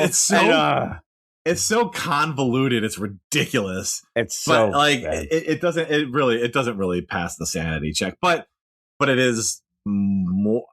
It's something, I guess. I don't know, but it's just ridiculous. The whole thing is just absurd. Just absurd. Yep. And then Barbara, smart girl, right? In this, remember, she wakes up. We'll just get into after the stupid thing with this person that I have no idea who it is. You end up where she wakes up and she's, hey, it's time to go to the yard, whatever. Sparrow comes in again, just is allowed to enter her cell. Like this guy yells, like, roll call, let's go. Sparrow just sneaks in, walks in with these pills. She says I'm up as if she's not going to take them. But then later she starts having problems in the yard and says, meanwhile, aside from knocking me out, these pills are doing nothing to stop whatever this pain is. As if So she why have took you them. been taking them? I don't know. Like not just once, but multiple That times. seems to be like the epiphany of, I don't think these pills are what they're supposed to be. Somebody like a Barbara, again, somebody who's just in prison might not take those pills, but Barbara's too smart for this. Every time she takes the pills, she sees the Grim Reaper, and she's like, I don't know. These pills aren't really helping this pain. I don't know what they are. Like, really? What are we doing? So you end up where they go to the yard, and Barbara starts thinking about the plan for the prison. Like she might get back to doing some investigating. I don't know. But, like the way that she takes the pills from Sparrow and looks at them, I'm thinking, okay, she doesn't take them today. But then she must have, because she's seeing the Grim Reaper, I think later this is she her says, finally thinking, I might not take, and then I think that's the epiphany of, I'm not going to take this shit anymore. I don't. Yeah, she says, aside from knocking me out, these pills are doing nothing, as if she took them, right? It's crazy. It's very weird. And then like she's getting attacked. Before that, she's like walking through and she's like explaining this ridiculous prison in the middle of the Gotham Harbor. Yeah. And she's like, okay, it's all exactly like I thought. Thanks, and then she Barbara. says, it's overall though, it's underwhelming. I'm like, underwhelming? What is this thing? Like, how is like that even that, underwhelming? like Mariko Tamaki thinks Like, it's what were a you great expecting? thing. Yeah, I don't know. A spaceship. But Like, was she Mariko walking in Tamaki and thinks, expecting, I don't know. know. She says, like, hey, Mariko Tamaki, what are you going to do in this issue to wow us? Well, Barbara's going to walk around and say, I actually studied the plans of the Supermax prison, and it's the same as what I'm seeing. Like, you don't even get there's this one area. There's this area that doesn't have, isn't on the plan. That isn't on the Something to get us. plan, or like- No, she goes, it's all what it said, and it's underwhelming. And then the pills kick in. I guess she goes to the yard, and then she's like, oh, not now, Kilter. And then she's like, oh. I'm like, wait. I'm like, wait, who the fuck is Kilter? I don't know. I'm like, that lady looks vaguely familiar, but is she supposed to be somebody? I think it's just somebody But that's a side. It's the lady she fought in the first book, because I went back and looked. Yeah. It's the lady she fought But it's when she nobody first showed up. we would think of. No, Oh my God, Kilter. she wasn't named either, so we just throw the name out there. Okay, whatever. Yeah. I'm looking at it now to see on the League of Comic Geeks. They always have the regular characters. You know what I mean? When you show up, you have Sparrow, you have Emilio Olmos. Emilio Olmos. That's the guard. Classic. So they even name him. They don't have Kilter. Like, that's how little a character. They'll have her from now on. She's named now. But the idea of saying, oh, not now, Kilter. Like, Mariko Tamaki seems to think that we know a million characters that nobody knows. And she's like, oh my God. So she passes out, sees the Grim Reaper. But the Grim Reaper is kind of behind Kilter. So it's not even like it melds into her. It's just like, oh my God, my head falls over. And then I'm like, oh, she's in big trouble. Like, she's dead. The idea she's in the yard. She passes out. And then we bang off to years ago. And now we have this mystery of, oh my God, I got to see who this Hannah is. She finds a picture, looks like a saint. You're in the hospital. And then she's like, oh, Hannah. And then boom, we're back. I don't even know what happened. I don't know what happened. Don't know what the point of those 2 pages was. And then Sparrow comes over and goes, hey, are you okay, Barbara? I'm like, did she get beat up more? Because she looks pretty bad, but she already looked bad. Like, did they just, she passed out. I'll just hang over here until she's okay. Sparrow, I think, was right with her, but says, oh, are you okay? I'm fine. Do you need more pills? No. Your pain is probably, I'm okay. Okay, finally she realizes these pills suck. Right? Yeah. But what are we doing? And then it seems like Sparrow's really pushing them. She just turns into a straight up pill pusher. She's like, hey, I'm sticking my neck out here for you. You should probably take some more, Yeah. Crazy. What is that character? And then Barbara gets up and looks and sees a circle on the wall. As you know, I guess this Emilio guy, I think it's still him yelling, everybody line up. I'm like, what did they just do? They walked out to the yard. Barbara passed out, may have gotten kicked. I don't know. And then she finds a circle that must mean something. And then boom, she sees the Grim Reaper again. The implication later seems to be like it's a camera lens because we do this thing with the art with these circles and a camera lens. Yeah. Okay. Yeah, so I'm in a prison and I find out there's surveillance. Oh my goodness. I cracked the case. Oh my God. I thought like when she saw that it was going to be something where, oh, that's going to tie into years ago where she saw this thing and you pressed it and turned it. No, it's probably a camera. She freaks out again, starts yelling. Like at this point, they're going to have to commit her because they just like what you would be seeing from the outside isn't just like, okay, well, let her go because she starts screaming. And the Grim Reaper is kind of Sparrow in her mind at this point because she's like, yeah, hey, like, and last issue we saw like some implications in the art that Sparrow is the Grim Reaper, right? Yeah. Like her shadow and some of the things she said and stuff like that. And so it seems to me like it, like, and yeah, so we see this scene here where she's like, get away, stop, it's coming, get away, everyone run, it's coming. And she goes to run away. And then the Grim Reaper is standing where Sparrow was a second ago. Yeah. And I still think we're seeing dead people. I don't think she's real. I think that Sparrow is doing this and is not real and nobody sees her. And if it is, just think of what Barbara's doing is hilarious. We saw her interact with, what's her face? Two-Face's daughter or whatever. Yeah, I guess she did. The Chance or whatever. I can't remember her name. Di. Chance, Di or Chance. We wanted her to be Chance. Chance. But they called her Di because she rolled dice and that went rolled away. Dice for her power, went away in what she was one page. But yeah, so. But then like, she says, Barbara, here to Yeah. help you, and seems to chuck her into an electric fence. The electric fence that keeps the men and women separate in the Supermax prison.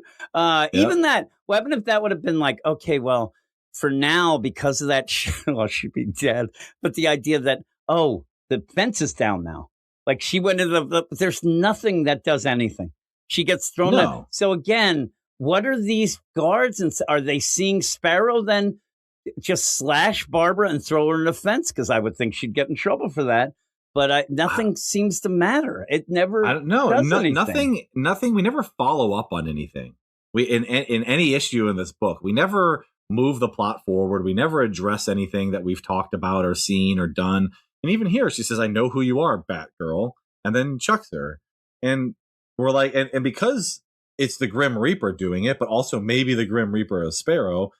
We're still at the scenario where we're just adding more questions and questions and questions. We never answer anything. It's just, it's extremely frustrating reading experience. And every time, I don't know. It's highly irritating. I think it's Hannah and Hala.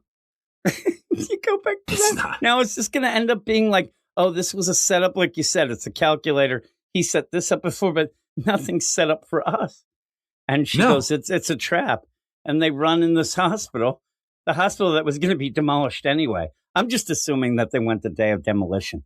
And they're like, oh, no. Because then they end up almost getting blown up. You end up, Barbara looks like she's dead.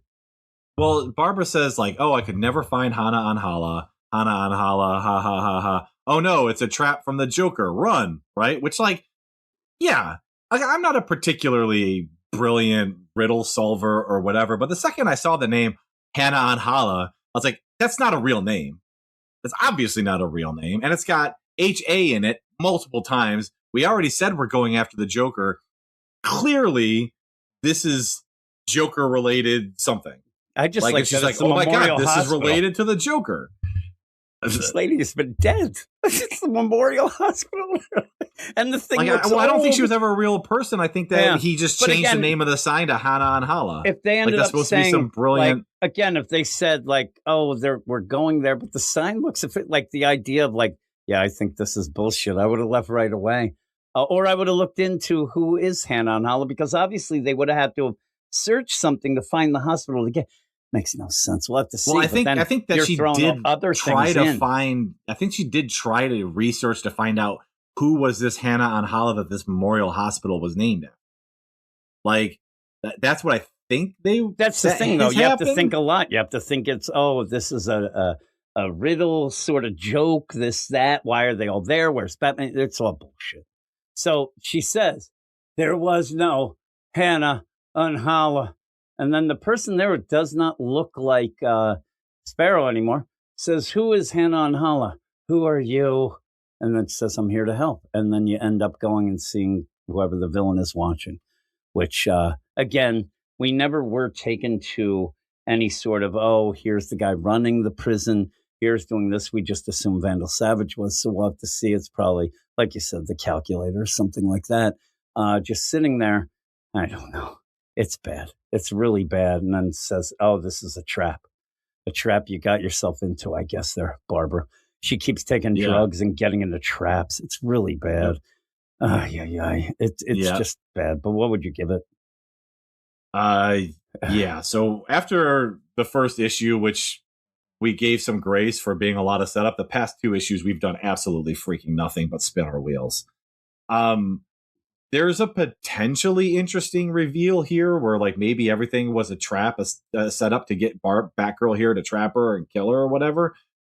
But if you think about it for like more than 2 seconds, like we talked about a couple minutes ago, it just all falls apart into being the most ridiculously convoluted plan that has no business working, but yet somehow it did. And then on top of that, if that was the goal anyway, why didn't you just kill her at the end of the first issue? When you had like, what's with the game about keeping her sedated and all this other stuff? If it just ends up to be one of these sort of like comic booky Bond villainy things where it's just like, I just wanted to toy with you before I killed you. Like, I'm just going to roll my eyes. You always toy with me. Also, this plan seemed to have been something that Batman signed off on. This trap business, somebody had to have seen something in this. Like, I mean, this doesn't seem right. Maybe you shouldn't. I don't know. It's just so bad, but I can't wait. And then it's been my plan all along. I'm toying with you. I know. It was me, Austin. It was me. You're the worst. It's just so dumb. And then on top of that, Barbara Gordon has never investigated the thing she's ostensibly there to investigate. No, and I understand that happened because she was attacked and nearly killed. But then that's a mystery that we haven't addressed or moved forward or even begun to show any clues to solve. I don't know if we're going to do anything with it. I don't know if we're going to do anything with anything. Yeah, everything next issue. I hate to read the next issue solicit because, again, they make the solicits, they try to make things like, that makes sense. And then you read the book and it doesn't make sense. But I don't know. This book is, I hope that it's only 6 issues. I wish. Here it says, with nowhere to run, who can Barbara trust? Barbara entered Supermax alone, with no one by her side. So who's the mysterious ally that's come to her defense? And what is their connection to her family? And even with someone watching her back, will she be able to protect the killer's next target? Find out as Mariko did. Protect the next... we're getting back to that. I mean, are we going to actually do the thing that we're going to... I mean... I don't know. But, like, on top of all that stuff that I've already mentioned that, like, in terms of the we're not progressing the mystery and who attacked Barbara Gordon and why and what's going on with all of that and what happened when she got attacked. We've also got, like, what's the deal with the Grim Reaper? Now we saw the Sparrow as the Grim Reaper. Maybe chuck her into a thing and say that she's Batgirl. So what's going on? Who knows that she's Batgirl? I don't know, man. This book sucks. It's terrible. It just sucks. You want to hear number 5? Here's the solicit. This makes me... Another attack makes Barbara question everything she thought she knew about the murders. What does she know? This is nothing.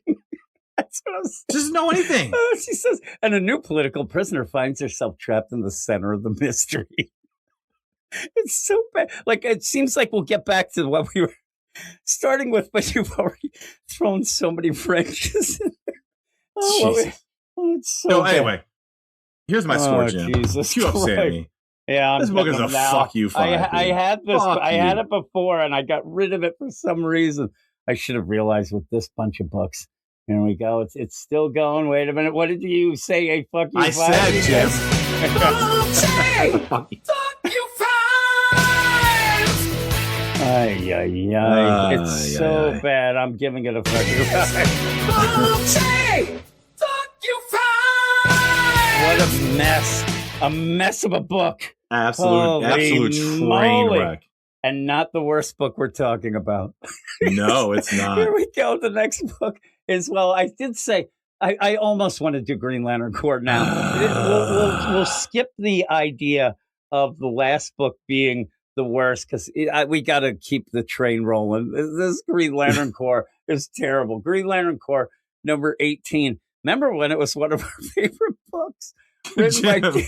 it's so bad. All right, hold on, I'm trying to find it. Oh my God, it's so bad. Where were we? For issue 4, Jim, 9 out of 10. Yep. It Issue was so 5, good. 8.5 out of 10. Last issue, I freaking, what was bet- it? 3 out of 10, It's so bad. 2 out of 10, 3 out of 10. Oh my God. It's so bad. It's so bad. But and I said Morgan Hampton, God bless him. It's terrible, Jim. He's doing his Fucking stuff. terrible. But Cyborg, I remember it with Eric. Eric was like, I think he's on to something. I'm like, he ain't on to shit. This book sucks. It's all over the place. No character work at all. It's just nonsense. And that's what this book has devolved. And it just, it's ruining the lore of the Green Lanterns, right? Like, that's the least of it. There's so many weird shit. There's so many times in this issue that I'm like, why didn't they do that? Why didn't they center on that? Yeah. You have Jessica Cruz, who has anxiety, and the idea that she tries to explain how she's been, I've been forced into being the leader, all that. Nothing mentioned of, remember at one point she even sequestered herself away, like maybe they'd be afraid, hey, you're getting like you were, what? Nothing. Guy Gardner actually trained Jessica, was her teacher. Never mentioned when they do all this shit. Never It's mentioned. just, Nope. yeah, never mentioned. One of they should have that bond because at points they did. You have where suddenly you think that it's a great thing to have Kilowog mentioning that he's been watching anime. And then Right. they use the anime watching with Joe Mullins to make a Voltron to fight the stupid Anya thing. What the hell is going on? Oh my God. Like Ay. this entire issue, and Dan Hampton has done this, I think, in every story arc in this series that we've read, which is he just all of a sudden he sets up some huge thing and just throws it aside and never comes up with it again. And then does this big forced conclusion of, oh, here's our big thematic conclusion that we're having to our story. And that's about a bunch of shit we never set up and never talked about before. So it just falls like the biggest one is the thing you brought up with Jess, which is this whole idea that she's like, oh no, I've been this terrible controlling leader and I've got to learn to rely on my friends. Like, what the fuck are you talking about? We saw her in her Where did office. this come from? At We've points seen her in her she'd office say a couple some times. things. Yeah, she'd talk and say, "Hey, guy, you got to do something." That And then- there was yeah, never and then she anything. And she would occasionally say, hey guys, we all have to work together to form one big core of all the colors. How is this exercising control? And then it becomes the thing with the entities, becomes this thing of like, we're draining them We're dry and sad they need to and- be free. And we're like, when was that ever discussed? When have I we don't ever know. talked about that? Never. And again, when you're saying this, I need to have somebody sit there and they're like, "We should get all the entities together. Get all the you mean like the White Lantern? No, like all of them together. Oh, like the White Lantern, like what Kyle does now, but they do it in a way that's so nothing that he just does it and has to rest a day, not even a day. So it's just bullshit. The idea, So yeah, then we get you- pages of dialogue of these people like having their big epiphany moment about the way that they've steered wrong. And then like, except normally you do that about something that you've been talking about the entire story. But here we're just doing it all of a sudden. Oh, by the way, I've had this problem the entire time and I just realized how I fix it. yeah, Okay. they the make fuck? this like the Like New storytelling Guardians 101, book. Jim. No, yeah, the New Guardians book where you had a bunch of, including Kyle, you had a bunch of the colors going around together, and they're trying to solve a deal. And then at the end, finally realizing all the fighting that we did, we shouldn't have done. We come together, boom, we win. You never had that. You ended up No. having, even the idea of Atrocitus and a killer, and Lord Fleece. You've had little things of, oh man, look, Lord Fleece is stealing everything. That doesn't mean that But oh my God, that's just him. It's never It set was always up played of, for a the joke, cores. too. Yeah. It's never the, oh my God, at this point, we don't even know what it means with the entities with Guy and how the core with all the things that went wrong. There's never been a moment wherever anything seems even close to like right. And so but they were never fighting to get back. They were doing nothing. There was a lot of nonsense. And speaking of Larfleeze and things that were set up but never paid off, remember when he turned into a giant rampaging kaiju and was destroying all of Oa? And then they were like, we got to stop him. And then all of a sudden, we just stopped him. Aqueous showed up and we just stopped Aqueous. fighting him. And now he's Aqueous. just on the team and he's just fine. Yeah, Larfleeze is just on the team now, fine, and, even though I want somebody who likes this book to tell me what it even means with this Anya entity with all the manhunters. None of that makes any none of it fucking makes sense. any sense. the Emerald clone leaving your body spirit journey thing Just never like made the any Aqua sense. story. What Morgan Hampton does is you have this weird skeleton of a story that you can't really pin down, but it's the biggest thing. And you're like, oh my, like, what happens if what are they trying to do? And what are they gonna do? They never, like, the idea that the Manhunter is getting emotions and that affects the Guardians, but the Guardians are more upset at the core because they always take advantage of their emotions.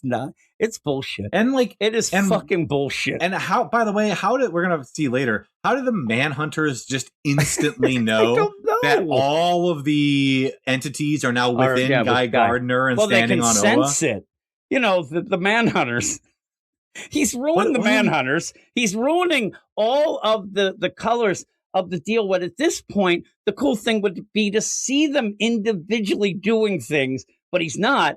Now they come together in a way that you're supposed to think is this big, giant, crazy thing, but it's not.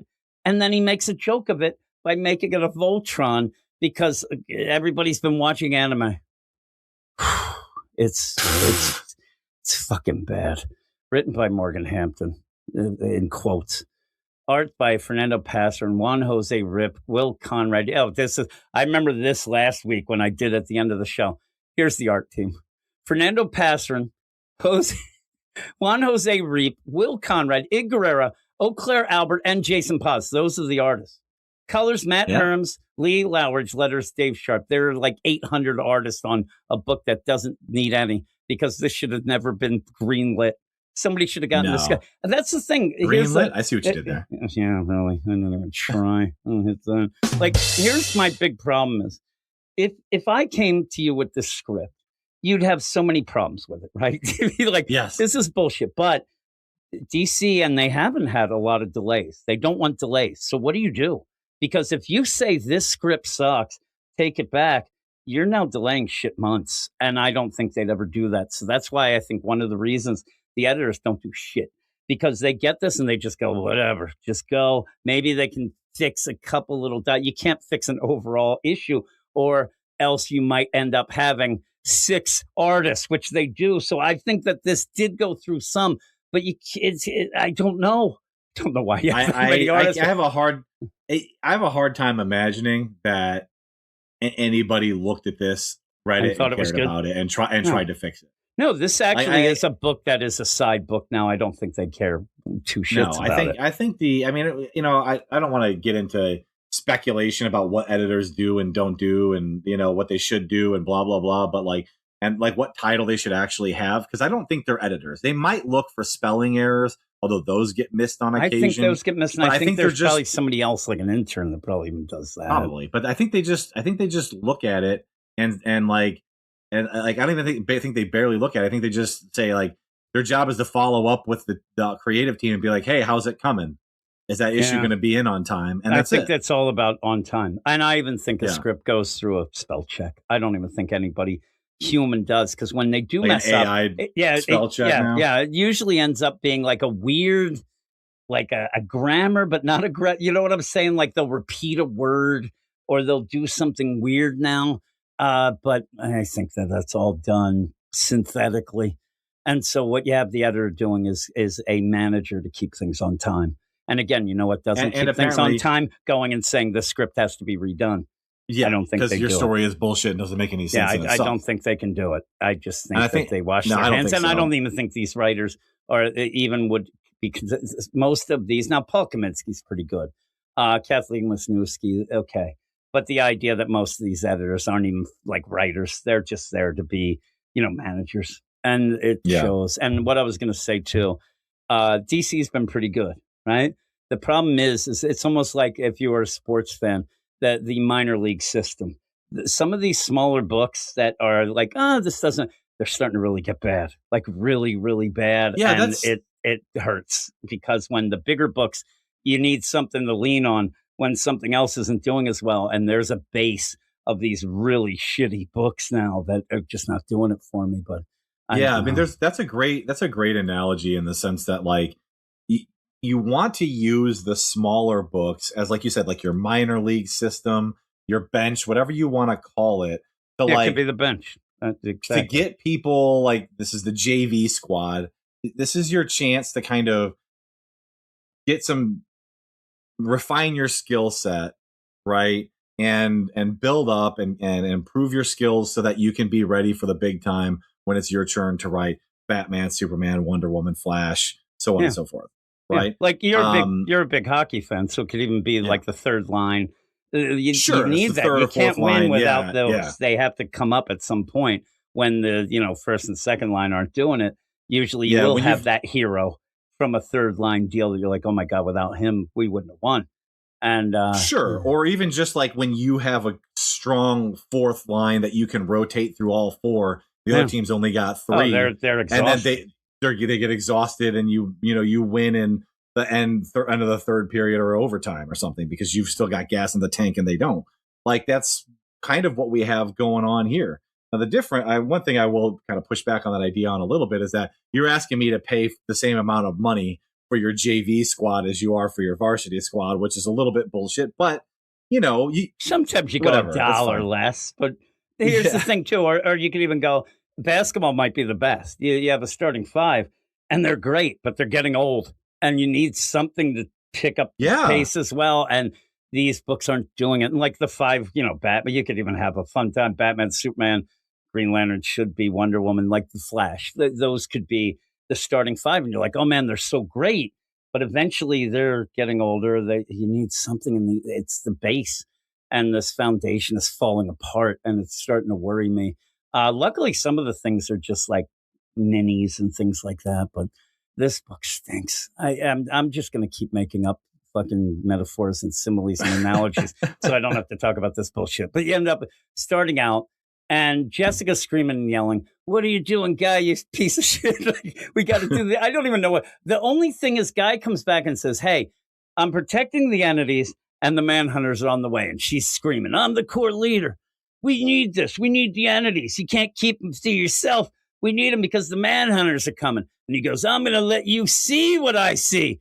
And you go to the land of make-believe now. We go to the land of these entities, and they're frozen while Anya's like, oh, my God, the Manhunters are here. And then you see them. I'm like, what's the real threat here? I want to know what we're supposed to care about. Yeah, what am I supposed to care about here? So right away, I'm like, what is Jess asking Guy to do that he's refusing to do? I don't understand. No, like, I'm not sure what we're... It seems now that it's going with now he's protecting the entities in the entity space so they can't be hit. But later, then how are you using the rings? You're using the rings, and it's not even like he sees full, like, they really hurt when this happens. It all just becomes the rings are like, yeah, we want a little time to, chill out. We don't have chill out time. The entities, yeah. Well, I mean, that's where, like, because everything's so convoluted, it doesn't have any impact, and it doesn't really make any sense. So we've got just like, okay, so let's remember, the rings right now are not drawing from the entities at all. They're drawing from the batteries that are powered by John Stewart clones' sacrifice of the Godstorm to fuel that them. Would fuel it all. But yeah, okay, that's what's happening. No, it's fine. So we don't need the entities to fuel the rings anymore, which is fine. I'm okay with that. But then we have to collect them so the Manhunters don't get them, and the Manhunters want them for reasons that were never explained. It's not even like the Manhunters are like, we're robots and we want emotion. They just kind of, They look they like just- Anya. They just say stuff. They just say we want them. Presumably, Yeah. somehow we're supposed to believe that it's going to power them up somehow. Which Right. is kind of what the Starbreakers were doing as well. Like all this kind of ends up Well, kind and of that's the the other same thing. story. everybody Ay, see ay, like ay. Jess here is like, we need the entities. Like, why? Does that They never power you established up that the somehow? power. Yeah, and they never said that Jon Stewart deal would fade. We only have a certain Right. amount of time. Oh my God, we have to do this. Yeah, like let's imagine that they set that up. Like, we need the Yeah. entities because the batteries powered by Jon Stewart's Godstorm aren't enough. They don't give us enough power, or they're fading, or we're all going to lose our power, or something. But we don't have that, and or the Manhunters are decaying and they need it. Like whatever, like they're losing their power, whatever. But we don't set anything up like that. And like if you had done that and said, oh, our batteries are decaying, the Godstorm power is fading, we need the entities so we can continue, that would perfectly play into this whole idea that Dan Hampton throws at us just now, never been set up previously, that the Green Lantern Corps has been, or like the Lantern Corps have been exploiting the entities for their power, and Yeah. now the entities don't want to do it anymore. Like that would have been perfect. Well, we don't want to do it anymore, but we need your power because blah blah blah. Yeah. They don't need their power. They're getting their power from the Godstorm. they So got what are we the doing gods here? from power? And the idea that Morgan Hampton's so bad that you keep calling him Dan Hampton makes me laugh. Oh my God! Do I call him Dan Hampton? Oh my Dan Hampton God! twice. And the idea, though, that's perfect because he's such a non-entity. You end up Yes. where again you have these entities. Like everything comes down to somebody could just stop and say, "Wait a minute, that's not happening." Like the idea. Well, they make a rainbow. Well, I guess at one point, like a rainbow. I don't know why I'm calling him. He's obviously less impactful to me That's Dan Hampton. than Dan Hampton, the defensive tackle for the Super Bowl winning Chicago Yes, Bears you love in 1985. This is the thing. I like Dan Hampton. I don't like Morgan Hampton. He was part of the Super Bowl shuffle, so he obviously He was. he was the best. He had those sunglasses on. I remember Dan. I like Dan Hampton. I think maybe recently R.I.P. Am I not No. mistaken? I thought maybe No, he had he's- died recently. he's alive. But, okay, well there you go. He Then actually he's- he hosts the post game show does he? I like for Dan Hampton. WGN Radio. He's Yeah. a big dude. But yeah, so Yes. you end up the Corps gets together. They end up where they have a schwing. They end up where it seems like the schwing. You already have the rainbow around Oa, but now we have a bubble around Oa. Well, hold on. I don't even know what's going let's come on. to that. Yeah, let's come back to that in a second. So they're having this argument about control. Like he's like, I'm protecting them, and you're trying to Yeah. exploit them. I'm like, what does she think's going to happen? Why does she want them? What is happening here? He's like, I'll show you. They go into this coma, and then I don't understand this. Freaking what's her name? Anya. No, not Anya. The Far Sector girl. Oh, Joe I'm drawing a Mullins. blank. Yeah, Joe Joe Mullen, Mullen, thank you. yep. Yeah. Joe Mullen says, Aya, can you synthesize something to snap them out of their... You don't even know what's happening. No. You look to the computer AI and say, can you synth... What? What are Again, you I keep calling talking about? Aya Anya. The whole thing, it just doesn't matter. Then also, And then Aya's like, hey, by the way, the Manhunters are here. How do they know that none of this... We don't set up anything. no. Just shit happens just to happen. This And is the then most forced book I think I've ever in read. the emotional It's ridiculous. expanse, they're in this water, and then they're like talking for a bit, and like, "Hey, how did you know that we come here? What is this place?" And he goes, "I don't know. It wasn't like this the last time." And then they get in a whirlpool to go up to see the entities. I'm like, "This is so bad." Then I started it, but then I don't even know what happens here. You end up where Oa gets a bubble around it and a rainbow. Yeah, the Manhunters kind so of hit it's- it, right? Yeah, What it seems like the Green Lantern, I keep saying the Green Lantern, Yeah. all the corps The Corps. are now fighting in defense. Or Yeah. they're going to fight a in defense of unified Oa. core. Somehow them being around it creates a rainbow Saturn ring Yeah. around it for some reason. I don't know Awesome. why. It's cool enough, I guess. I guess the Red Lantern I don't want to get Corps is political, the but it's ones in front. legit. Oa's having Pride Month is what it is. He's very proud of the unified core, and then they Yep. make a bubble around it. I'm like, Yeah. What are you doing? They say Wayne's World Shwing. No, actually, it's just Shing. I don't give a shit. It says swing to me.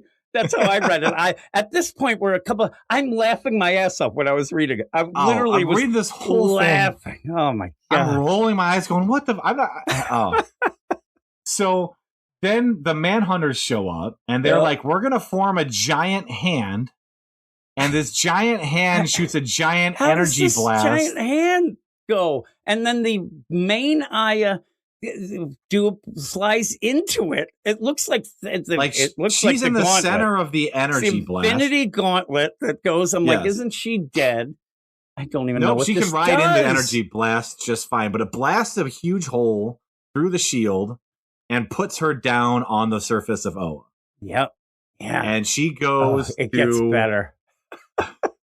You go ahead. She goes to the HQ where I is there with Guy and Jess who are there just frozen together, holding each other. Guy's holding her head. They're frozen. So then she says, "Oh, I'm here." Oh, real quick. And I'm gonna. By the way, it's so ridiculous. By the way, real quick, Jess is all of a sudden Saronic Natu. She's got purple skin for no reason. yeah, I don't know just what's happening there. crazy. Says, "Oh, I know what you're doing here." You end up where Aya's like, "I don't know what's going on with those two, but the cortisol levels are spiking." And then My this other, cortisol spike. this Aya comes in and says, "Oh, I'm going to get Guy Gardner. He's the only one stopping us from getting these entities." They're just there, frozen. And then I don't know what happens. Aya goes, "Oh no," and they go back and forth. "You can't do anything to me because you don't have a body." "Well, you took my body, but I have a protocol with Oa that's going to make me the bigger than ever." And then just kind of multiplies her non-body entity. She says at one point, "Now I'm Oa." I'm like, I don't know what you're saying. Yeah, I don't know what the fuck you're she's just talking like- about. She says all this complete Oh my nonsense. God. I've been like, devise a program that allows me to detach my energy twin and pull energy from the power battery without a ring so I can create bodies. Constructs of bodies that would mean nothing because you had the Aya dupe say, "I can take you because you don't have a body." So she goes, "Well, now I don't have 4 bodies." There's like What 4.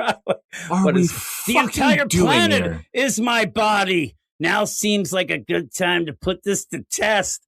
Yeah, I don't know what you're saying. What? I don't know what the fuck you're talking about. Now, the art is pretty good. You end up where there's some battles and stuff. You do go where you go to Oa's atmosphere. Might be a little crowded. Maybe this whole 2 pages could have been 1 page spread, but they're just like, this isn't working. We're fighting these manhunters. Oh, man. And then Kilowog out of nowhere. Classic Kilowog. Remember the anime cartoon you made me watch? Zoshin 5? There's this episode where all the Zoshins combine their powers inside this real big, and I love you pull it back, unless you don't want to reveal that what he's basically saying is a Voltron deal. Like Yeah, a anybody Voltron knows. mech. And even this is the worst. Even if I'm an anime fan, I'm not as much as I was at one point. This just makes me roll my eyes. This isn't fan service for anybody. It is ridiculous. It's something that it's nonsense. Now, maybe you should have showed earlier. If you would have had one panel where they're like, "Where's Kilowog? He's supposed to be here." And they go and he's in this room and he's, "Oh man, I'm not watching this anime." Something. It's out of If you nowhere. had set this up, like again, we pay off things that we never set up. So Yeah. if you had, this could land better if you had set this up where, like, over the course of this arc, multiple times we checked in on Joe and Yeah. Kilowog, and we had this running joke about them watching this anime, Yeah. right? And Or and have at one Kilowog's- point. and Kilowog initially hating it, and then all of a sudden you see that he's surrounded by empty pizza boxes and buckets of popcorn, and he's Oh, been yeah. watching it nonstop, right? Fat as hell. Right. Like if Saying- you did something like that, Or you could have had and it. There was then- another situation that he ended up starting to do this, and Guy said, "The hell are you talking about, Kilowog? Shut your mouth." Like it's like he's obsessed with. You got nothing, and then all No. it is Joe Mullen saying, "Oh man, you took off for weeks to watch that." Yeah. Knows the Oh, exact episode okay. too.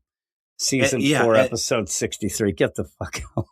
So And then if we had seen that mech in that anime multiple times, Yeah. and people talking about, like, joking, like, "That's lame" or "That's cool," Oh, and that then all of a wouldn't sudden work, it yeah. showed up. And then the Here. joke works. and then it makes Yes. sense. And also, it's Ocean 5, and this is just stupid, but the idea of this kind of Power Rangers / Voltron, all this, it took till season 4, episode 63 for them to join in together to make this Voltron deal. That's bullshit. That's not a very good anime. But yeah, so like, Yeah. I don't know. And it kind of gets pushed aside till it doesn't, because then everybody seems to know about this anime, and then it becomes a thing, and it doesn't even look great. No, doesn't look great it's at all. a very goofy looking mech with the Joe Mullen hair Joe and glasses. Mullen, yeah, like glasses. Yeah. it doesn't really look very cool. No, No. And no. the thing is that it works conceptually. Like if you had put this down on paper and said, "Hey, the arc I want these cores to go on is that they start off not really working together, Yeah. and then they slowly come together, and the big moment where they really join together is they join into a giant Voltron, right? Like Yeah. that can work. Like it works as a literal symbolism of them joining together. Like they're doing it physically as well as metaphorically. Yeah. Right? Like that can work. The problem is that it does it in this goofy looking mech and this anime joke that we've never set up and paid off. And No. we've never really seen the core not working Not together, work but together. not. Yeah. Or try to come That's together. what this moment is. This moment is, oh shit, we're better together, and I never thought it would work. It's But a they've been payoff working to together. a setup we've never made. They just made a rainbow. Imagine that.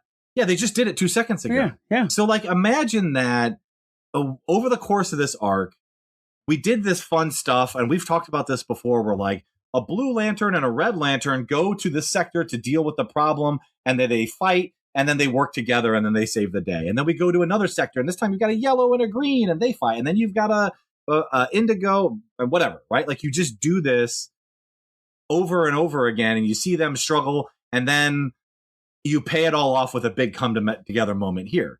But we didn't do any of that, so this whole I know. theme just doesn't land. It at doesn't. It falls flat. And even if it was, again, I keep centering on the anime because you want to set that up as a thing. You have a play where earlier, first off, you have to have a Avengers Assemble.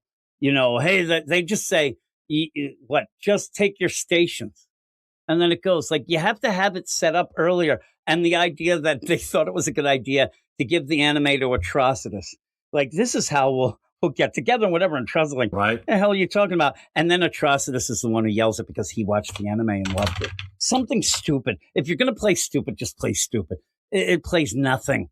And then it's nothing because then Anya makes a big thing there. You know what I mean? All of a sudden, boom, there's the big Aya entity thing of the Manhunters. And like, oh, well, that was for nothing. Then it all fell flat. Then you go back to the emotional everything expanse because and- again, you never set anything up, and No. you're paying off not like stuff out of nowhere. No, and it's like he thinks that just seeing this mecha is enough to be like, oh man, that's awesome.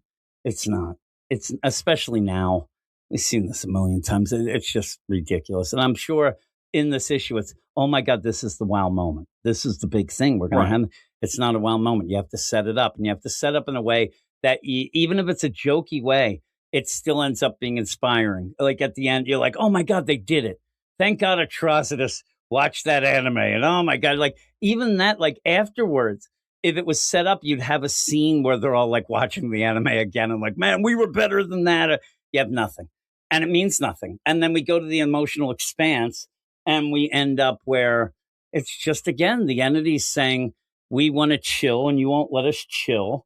And I don't know. I don't know why you would do this and what it means, because you already have power from the God Storm. And then I get, but it's almost like it's not forced, but it is in a way of like we're supposed to feel bad for the entities, but that wasn't set up. You can't have emotions.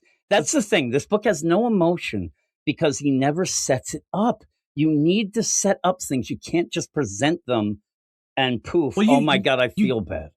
You can't just faff about, like, do random shit for 4 issues And then in the 5th issue of your 6-issue arc or whatever this is, I can't keep track of this Man. nonsense. But and then all of a sudden, the 5th issue, you go, "Hey, reader, actually, this story is about the control over the entities and the abuse of power, and the entities don't want to be used, and blah blah blah Okay, blah blah." now And it's like stop right all of there. a sudden, out of Here, nowhere. I'll tell you something. Stop right there, and now replace entities with or the Green Lantern Corps, and put it. It's the same thing. He thinks this is the same of. Oh, I get it, because the Green Lanterns are always controlled by the Guardians. It's the same exact thing down the line. It's the exact, and I think he thinks that we're supposed to be like, oh man, that's how the Green Lantern Corps thinks of the Guardians. If you don't think that, because it's just nonsense. So you keep going. It's just nonsense. There's nothing to it. There's Right. no emotion So- to it. all of a sudden, Guy's here, right? And he's here with Jess, and Jess, like, I can speak for myself. She goes on about, I see now. You lend us your power, and we're supposed to we unify it all took it. together. And Guy's like, yeah, you're trying to exercise Yeah. control over them. And Jess is like, Guy. yeah, I have been controlling of the core. I'm like, no, you haven't. You've not exercised any control. What We Guy haven't seen should say anything is, about that. shit has gone real wrong since you have been head of the Corps. Nothing's working out. We're getting attacked from all sides. But it also goes back to this idea that this unity of colors that I don't care for, and that kind of like plays into it. Like, I don't know if she's saying I'm controlling that, but we saw them go to try to stop Larfleeze. That's about it. That's about it. Everybody else is just doing their thing. And now they combine to make a rainbow and a Voltron. But yeah, so what are they doing? And then she disappears. She's gone. And then you end up where Guy's like, where did she go? And then we just see she gets taken back as this big attack between Aya and her dupes and these manhunter nonsense idiots. And there's like, you're not going to be able to stop me. Yes, I can. No, you can't. Jessica shows up. They're trying to get to Guy, who's still there like a statue. And he's there. And then at the end, they're just, I don't know, there's a pile up with everybody trying to get to Guy and also to get to Jessica. She'll be our first sacrifice. I don't know what's happening. I have no idea what is going on, but what would you give this? Yeah, I mean, this is just awful. It's so bad. And I mean, It's like, so bad. and there's even this part too. I forgot to mention. I wanted to talk about where Aya even says something where she says, like, "Boy, I could really never appreciate the value of confinement until I was free for a little while." Yeah. I'm like, what? She still doesn't even know what's happening to them. She's talking about that like, oh my God, they froze. I didn't know confinement until now, but I should have. All right. She's like, oh, you know what's great? I never really learned to appreciate being held hostage until I was free. Now I'm glad I'm a hostage again. Like, what are you talking about? I don't know. I have no idea. The dialogue is terrible. Every single bad. theme falls completely flat. He pays off things he doesn't set up things he doesn't pay off.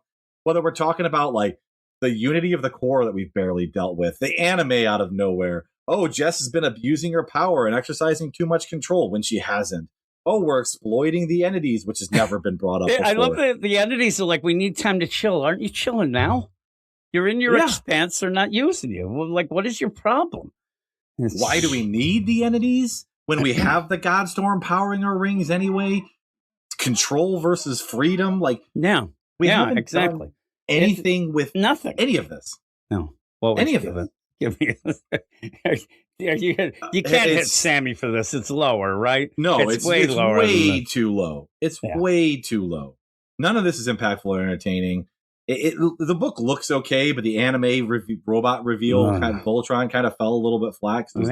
And we've seen it 1,000 times. How many times have we seen? The teams need to come together. 1 trillion to form a Voltron. Yeah, exactly. So I'm going to give it a 2 out of 10. Yeah, I'm going 2.5, so I'm more positive than you. And it might be just for the art is why I give it that. But from here, at least we have one book that we're going to talk about that we kind of like, but it's one that I think nobody's reading but us. But we're going to go now to that book. It is Supergirl. And Supergirl number 15 it is. Seems like a lot more issues have come out than 15, but It's quite the journey we've been on, Jim. Yeah, what a journey. We've laughed, we've cried. We've cried some more. We laughed a little. We laughed at it. We laughed with it. At the end, I was worried that, well, it does kind of get back to, hey, let's get the super gang back. I was like, okay, but I was worried we were going to add I was worried we were going to add like 17 more people that you really shouldn't. I'm telling you, somebody has to get this Black Flame and explain to her what you do when somebody tries to say, why don't you let her go free? Like, if you're in court and they're like, well, we think that we're going to say not guilty, and then just start screaming, raving lunatic I'll fucking stuff. kill you all. Yeah, I mean, that's not going to work. That doesn't work. But she thinks, well, it does for her, I guess. Weird way. It's written and art by Sophie Campbell, colors by Tamra Bonvillain, who obviously blocked us. Letters by Becca Carey, associate editor Gillian Grant, senior editor Brittany Holzer. And here we are. You end up where it's so great that you're in the bottled city of Argo, in the bottled city of Kandor. Yeah. Like, you got a Russian nesting doll of bottled Kryptonian cities. What is going on with this nonsense? But everybody's fighting Black Flame. You have Superboy at least wakes up a little bit more, did something. Right? Yeah, he did. He Reign of Superboys, everybody. At one point, I was like, "Who's that chick?" When you see him, and he goes, "Look out!" I'm like, "He's got a sexy look. He's there." I thought that he was going to get down with Thunder Girl. I didn't know, but there's some weird stuff in this first play. But you just end up Black Flame's just insane. Yeah, I like Sophie Campbell's art on this book in general. And like when she was off of it, we're like, "What is happening?" Like it just doesn't go well when it's not her, but. I don't know if she just isn't used to drawing men in general. Yeah, I think Connor doesn't play out, right? He doesn't play out well at all. He looks really weird. Yeah, he looks off. Yeah, he looks off. So all this in is fact, when going they did that on. Not So Fast, I was like, who is that? And then like later look out and I'm like, wait, is that? Oh, I think that's Connor. Weird. Yeah, okay. You see his costume. He almost looks like he kind of looks like Lena a bit. But everybody has different colored hair. That's how you coordinate with this stuff. That helps. You know, I do like it. It is a little bit of a cheap, hacky way of differentiating characters. All have them have different hair colors. But you know what? It helps. Yeah, it works. If it works, it works. But she does. Everybody does have very different faces. That's one thing I always look at in art. And if I'm like looking at an artist's work, like, and if I'm like, I like this. One thing I always like critique is, does everybody have the same face with just a different haircut? And Sophie Campbell does not do that. Everybody does have a different face. Yeah, there are a couple of artists that are, criticized for that a lot. But so this big fight's going on, and pretty much Black Flame is completely bonkers, insane. She says, has, I'm going to kill your friends. I'm going to do all this. She is insane. She has gone over the top. Like at the beginning when we first saw her, she was just a little bit like sassy. And like violent, but now she is just full on batshit crazy. Oh yeah, just completely insane. So the telekinetic powers Connor's able to save. I guess is it Thunder Girl who's there with him that he saves, because then he says, "Yeah, that's the only fast. person it could be." Yeah, and stops it. I thought it would have been. Maybe the passed out lean, but it's not. Oh no, I think she's trying to shoot Connor. I think she's trying to shoot Connor. She's trying to shoot Connor, and he says, "Not so fast." And then she goes, "At least one of you needs to die." And somehow her heat vision does I don't know, Omega beam 90-degree kind of thing? Omega beam thing. Yeah, it turns to go towards Thunder Girl. I'm like, I don't know that works that way, but fine. And you have Connor say, "Look out." And you have now an introduction of what this book always has, a power that was never explained and never will be, because you have Thunder Girl yell, "No!" And shows up just in time. Yeah, she yells, "No!" supposedly blocking the heat vision that has completely disappeared at that point, but then knocking Black Flame kind of back. And then she goes, "Oh my God, how did that happen?" Yeah, just like everything else in this book. Oh my God, I didn't know I could do that, but I can. But yeah, she seems to have some sort of like verbalization energy power. Like the words that she says becomes beams of energy somehow, it seems. Yeah. It's weird. It's very weird. She only does it twice. And both times it's weird. But whatever. She says, I don't have my solar reservoir implants. How did I do that? Supergirl in a weird, like you say, faces, but there are times where Sophie Campbell will have a bit of a cross-eyed look on some of the characters because you must be manifesting your own powers somehow, Thunder Girl. You are patterned on Boy Thunder's DNA after all, and he wasn't Kryptonian. So, like, that is all true, which I forgot about. But yes. I get the idea that what they're saying is she has a power without the solar part of it, but that seems weird. But again, also, you if just she's kinda if she's patterned on, and we talked about this before we started, but if she's patterned on Boy Thunder's powers, he didn't have that power. He couldn't do like words become energy blast. That wasn't his thing. I don't remember. I don't he just remember had that. generic superhero parties. It happened. Powers. So they end up where Black Flame says, bye. And flies away. She's a wreck. Look at her. Oh, yeah. I mean, she's wreck. just a mess. Yeah. And then Connor goes, get her. And then they end up saying, hey, Leslie says, what about Lena?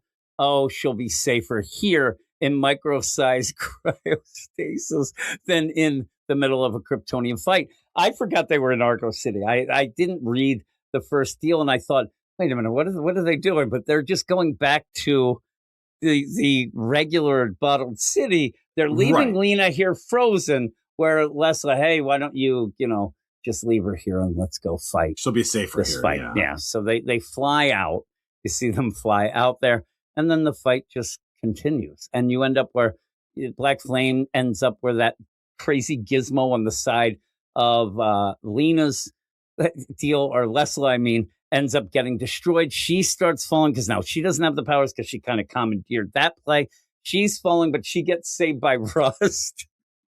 There's some things in this thing. Again, better than the other two issues that we talked about. Yes, it's better. But it still ends up where, again, if you've been reading all of it, the stuff makes sense even if it doesn't make sense. You're like, okay, well, we know Rust.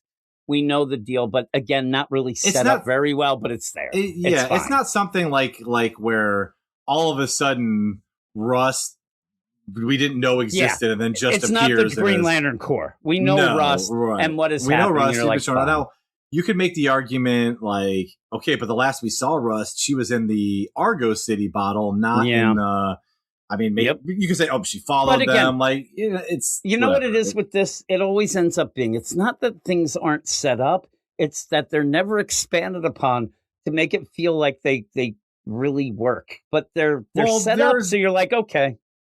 Well, there is plenty of not set. Like, there's plenty of, we talked about it last time, Deus Ex Machina, where something's never set up and it just kind of happens. But the thing is, though, is like this book doesn't take itself that seriously. So it's like, it's hard to get, it's not acting like everything that's happening here is the biggest thing ever, And so like in the Green Lantern Corps, when it's like, oh my God, like this is supposed to be huge, but and it never feels forced big. And it never feels big and it's acting like it's big. Here it's just like, they're fighting Zora. And it's a weird play. It always, because Thunder Girl, she goes, no. And it's this new word power, right? But then when you go and they're like, oh, well, that was part of Boy Thunder's deal. And you're like, man, I wish we'd have seen more of that. Like, like you said, it's like, it's not set up, but you can end up saying, okay, I guess. Well, yeah, but I want more. The Green Lantern Corps, just things happen. You're like, the fuck did that come from? Like, this just ends up being, here we go again with something that was never really touched on, but it makes enough sense, I guess. Yeah, like a good example is the Thunder Girl here, right? We're like, okay, so Thunder Girl watched. I gave a lot of shit to the book for Zora convincing Thunder Girl to join her by murdering her clone siblings in front of her while saying, I'm actually not the bad one, the other ones are, right? It's and she just kind of went with her, and it was kind of like, that doesn't make any sense. So that was dumb. That was legitimately dumb. And I gave the book lower marks for it. But here, you could say, well, Thunder Girl churns on Zora because Zora's like, hey, we're on the same team. You should be teaming up with me. And she's like, never, and blasts her, right? Yeah. And you're like, okay, well, that makes sense that she would churn on Zora. She was never that tight with her anyway. It's not like they were best friends. And the whole setup was, odd anyway. Like, there's no reason why she should be Thunder Girl or why she should be her best friend. No. But also, though, so like, you're like, okay, that's fine. But you could also make the argument that it doesn't make a lot of sense. Like, we never saw Thunder Girl wrestling with coming to grips about how awful Zora is. We never saw her observing our heroes being great and going, hey, I should be with those people, not with her. Yeah. She just is with the clone squad. Again, the Thunder we know squad the is good with versus the bad. We know the good guys and the good girls, and she's But just she going with doesn't. them, but she doesn't. But Right. it plays like it's a shortcut of, well, you know who the good people are. So Right. obviously It's- she would have seen it, and obviously, and they do jump to conclusions, which is But we odd. don't ever see it. We don't see her wrestling with it. We don't see her coming to terms with it. I mean, it's a very classic thing in stories where somebody's with the bad guy and they've been deceived and duped the entire time. And then they see our heroes and they're like, no, this isn't right. And then they flip on the bad guy and join the heroes. Happens all the time. But usually there's some sort of something happening where they internalize, oh no, they realize I've been on the wrong side this entire time. I mean, We don't it'd get be it easy. here. She It just would all of be- a sudden blasts her and says, never. Like, And oh, it would be okay. Black Flame at one point. They're like, hey, you were going to take, and she puts a knife up to the throat of Thunder Girl and like, I don't care about her. Like, Right, or yeah, something exactly, about, something like that. exactly. And her realizing then, and then you usually will have the bad guy or gal then try to go, I was just doing that because of this. Like, no, you're a piece of shit. And all she Yeah. has to do is watch how she treats Leslie. That's the key. Right. Where and, you have yeah, Black that's what's Flame so just being easy. awful. It's right there. And you should see Thunder Girl say something like, hey, what are you doing? I thought she was your friend. No, I never liked her. Well, what about me? Are you doing the same thing? But you never get that. But you Sophie Campbell plays that idea very loose of, well, we know who the good people are, and she's well, going right. to swing with them. She's relying on the trope to do it for us. It is And funny. and it's fine. And again, in this book, because it's a lighter weight kind of book, it doesn't matter as much, and I can kind of go with it. Whereas, I mean, Green Lantern has deeper structural problems it's not beyond just this. beyond just being a little tropey and relying on a few tropes for some B tier character moments. It's having structural storytelling with the A tier moments of the entire plot point of the book. The other It's a problem I little have different. with this is that I don't know that everybody knows Boy Thunder. And you're really I think you're trying to rely on the fact of, well, Boy Thunder is the super great guy. So obviously a clone, but he's not a super great guy. He's No, had he's his own Magog. issues. You know what I mean? So the idea of you like, oh, well, she has to be good, because if this was a clone of Connor, you would get she has to be good because she's the clone of Connor and Connor's good. But it's, not that way with Boy Thunder. So No, it they end definitely up, isn't. she turns on. Luckily, she does. And I think that she's like, okay, I see how things are falling here. I think I better turn on old Black Flame because I want to be part of the super group. I want to at be on the end. winning I side. don't even know what that super group is. Once you mentioned it again, I ended up like, yeah, he's like, I don't know who half of these people are. When we Yeah, get I to didn't it. I'm know like, any of I don't them. know what's happening. But yeah, so you end up, this is the funny thing too. Connor starts looking more like himself as the issue progresses, as if she's getting a little hang of it, still a little off, but a little better here when Definitely better. you end up, when you have, I mean, at this point, you have crazy stuff going on, including Black Flame yelling, "You're effing dead, Supergirl." Like, there is no coming back from this, even though they try. Holy moly. This is where I started. There's the point, because then they get outside of the bottle. This is hey, I'm going to take her outside. We're going to fight. I don't know why she ever thought to do this. She goes to do it and then starts the "it's not your fault" deal of Goodwill Hunting almost. And I thought, there is no fucking way that Black Flame better join this fucking crew. I was so angry at this point because that's what this book does constantly. But they go outside and she's like, oh, you effed up. Like, Yeah, you done messed I'm up gonna now. destroy everything. I'm going to destroy the world. Her She turns costume, gold. oh, her costume changes color. She changes color. She's all over the place. Supergirl looks good, though, in that white. I'm actually I like upset that at the end. costume. I'm upset at the end when they change it. But she has that ring. I forgot completely about it. And if she can get that yellow ring off of her, she'll be at least, she'll die of poisoning with this, she says, and says even Superman wouldn't be able to withstand it. But they start beating the crap out of each other. You do get the Matrix Supergirl powers a bit throughout this. At one point, she goes to grab. It's very vague.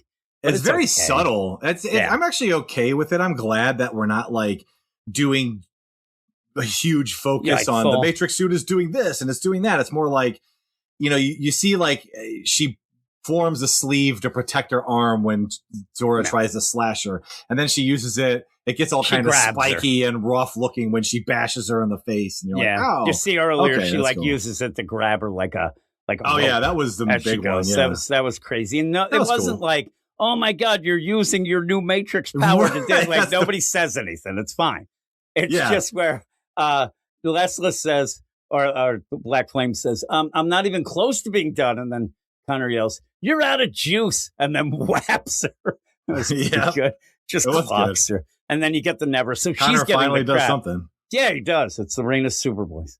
So you end up where she now has gold. I love the takeover of the black and gold of the word bubble as well. She's kind of thick now as well. She's And- super cyaned up. She's she does is. a lot of squats. Look at those calves. I mean, look at them. And then the big play then is what is Supergirl going to do? Because Not there's calves, a point quads. where Sorry, I don't want to sound like an Yeah, idiot. yeah, There's the going to be somebody quads. who's listening. she's got who's big like, calves oh. though as well. But She she's does got too, yeah, she huge quads.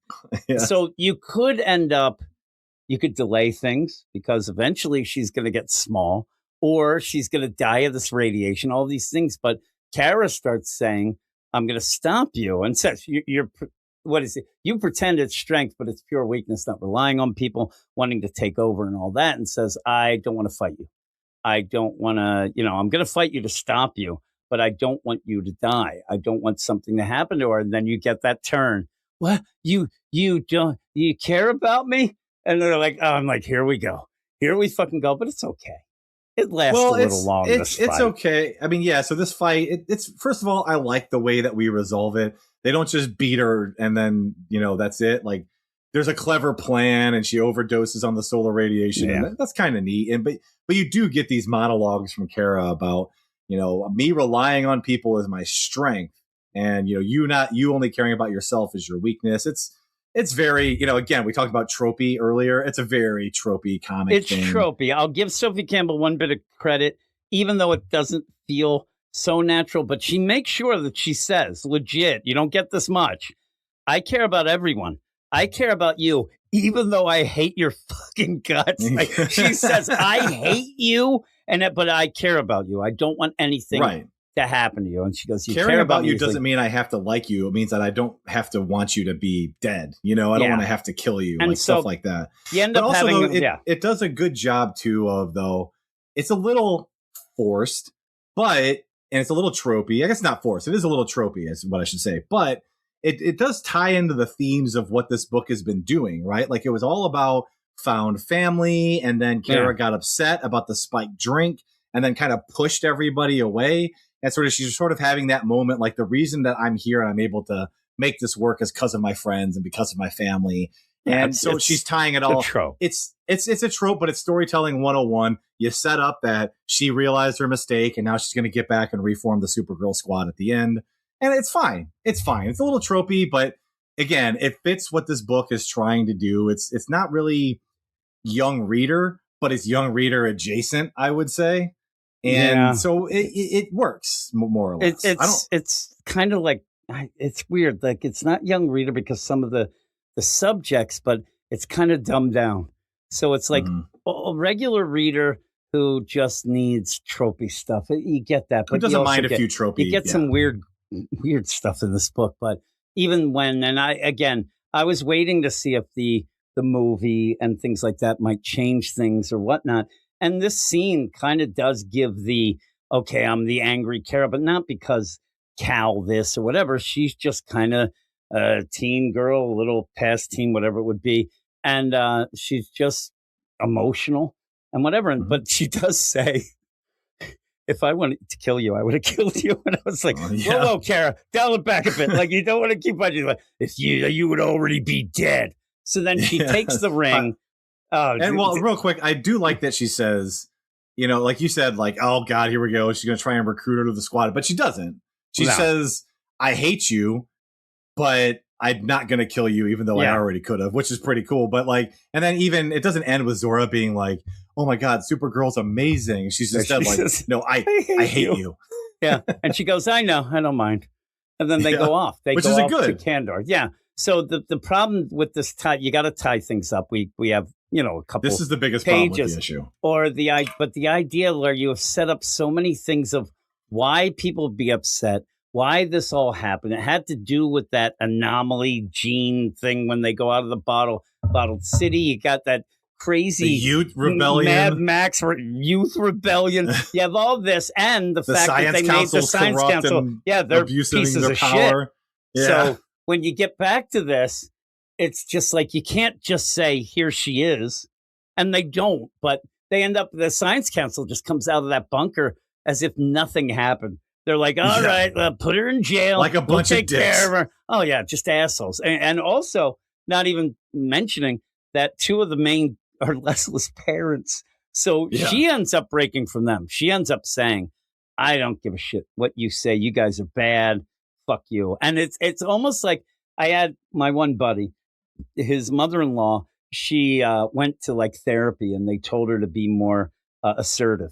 But she took that as telling everybody to go fuck themselves. It caused more problems. And that Leslie has the power. She has the taste of telling people to go screw it, because she did end up finally telling Black Flame, fuck you. I don't need anything to do with you, Zora. You go to hell. Now I think she just wants to say it to everyone. Her parents come out. Hey, don't you talk to us. She's like that. enjoying She's this. like, oh my God. She's like, fuck you. Fuck all of you. It's like, I don't have to deal with you assholes. Then I'm like, oh, calm down. Like, everybody needs to calm down. She just flips out, but also makes her mom and dad, you have that face, what you said. She does good faces of, oh shit, they're starting to you catch on to her bullshit. Yeah, they are. But at They're this throwing point, some too, side eye. the whole bottled city of Kendor is a fucking wreck. Like, you're in there and it's just a wreck. So they're talking about it, and the big thing is things have to change. Leslie says this. You see, thank God Lena got defrosted. She's standing there. Also, some other characters that I don't even know. But so they're like, hey, we got to change this shit. Things have to change. We're not just sending Zora off to the Phantom Zone. This isn't going to go. In fact, Kara just says, no, I think she should go free. I think that you should let her go. Or does Leslie say that? Leslie says it. Yeah. And Leslie then says it. Kara's like, oh, yeah. She goes, I say she should remain free. No, I don't think so. No, I don't Like, think. Well, here's no. the thing. She's like, they're going to put me in the Phantom Zone. I'm like, wait a minute. She doesn't have superpowers ananymore. They took the ring. Like, she doesn't need to go to the Phantom Zone. You can just put her in regular ass jail. Yeah, she could go in prison. She could be on some work, whatever. But they say this, and Leslie says Zora can rebuild the city she destroyed. That's okay, right? Okay, she's arrested. During the day she does a work Put an release. ankle monitor on her. Yeah, we all will, because she isn't the only one guilty. All right, so that's when Zora's like, yeah, that sounds good. Now she says, you make me want to puke. Your brain is so busted. You don't know a thing about loyalty or family. I'm like, I wish she had a lawyer there. Like, Ixnay on the yelling A. Like, this isn't good. The idea, like, she's fine. She, it was a misunderstanding. Everybody's got, fuck you. I'm going to kill you all, you fucking pieces. Oh, my God. And then Leslie says, I know enough about family. I know that sometimes you have to walk away from them. I don't need you, Zora. I never did. I'm like, I thought she was talking about her mom and dad. I'm like, oh, you mean sorry? Yeah, I thought that would happen anyway. I literally thought when I got to the bubble, she says, I know enough about family. I'm like, she said know enough to walk away from them. And I was like, oh, she's going to talk about walking away from her parents. But she's like, no, I don't need you, Zora. I never did. And then that's it. I was like, oh, I thought she was going to throw some more shade at her parents, which is great. Like, that was it. She's going to walk away from the maniacal, homicidal maniac that is in big trouble. But I don't know what happens then, except that you do see them kind of cleaning up at one point. Because that's where Kara says you get the ring and you could be the hero that Kendor always needed, the luminary. I'm like, what did we resolve in this?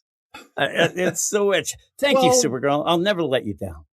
Yeah, and she gets the ring, and then she becomes thick luminary again, and people are happy, supposedly, apparently, probably. Anyway, but like the problem that I have with this whole scene here, because you're right, you got to put the coda on the whole Kandorian thing with the Science Council and the genetic deficiency that causes him to shrink, and the Ute rebellion and Zora. I mean, it and, like, you started gotta- out with Luminary, Leslie being on probation outside the bottled city with Kara because she Right. was in trouble. And then everything at the end, it's like nothing really ended up like, all right, somebody learned. I guess they learned their lessons, but But well, here's the It's thing. odd. Like that's the thing, right? Is that you wrap this up real, and you gotta also dispose of what is the final disposition of Zora, right? And we gotta, and also in the scene you we look at wrap her up. pissed. Also in the scene we wrap up Luminary's character arc. Okay, Yeah. that's a lot to do in just a couple of pages at the end of the issue, right? At the end of the arc. Yeah. So like all of this is very like we don't really address any of it because it's like No. okay, well, what about the Ute rebellion? What's going to happen with them? It seems like they're going to set up a democracy instead of Yeah. the Science Council. Like it hints at that, but then they don't do it. Yeah. They're just like, oh, all's well that ends well. Everybody made mistakes here. There are good people on both sides. Let's just go ahead and clean this up, Yeah. right? And that's it. And like she doesn't go to Zora doesn't go to jail. The youth's never held accountable. The Science Council's not held accountable. They just say, "Hey, everything They're needs to doing change. the Let's same clean thing up." again.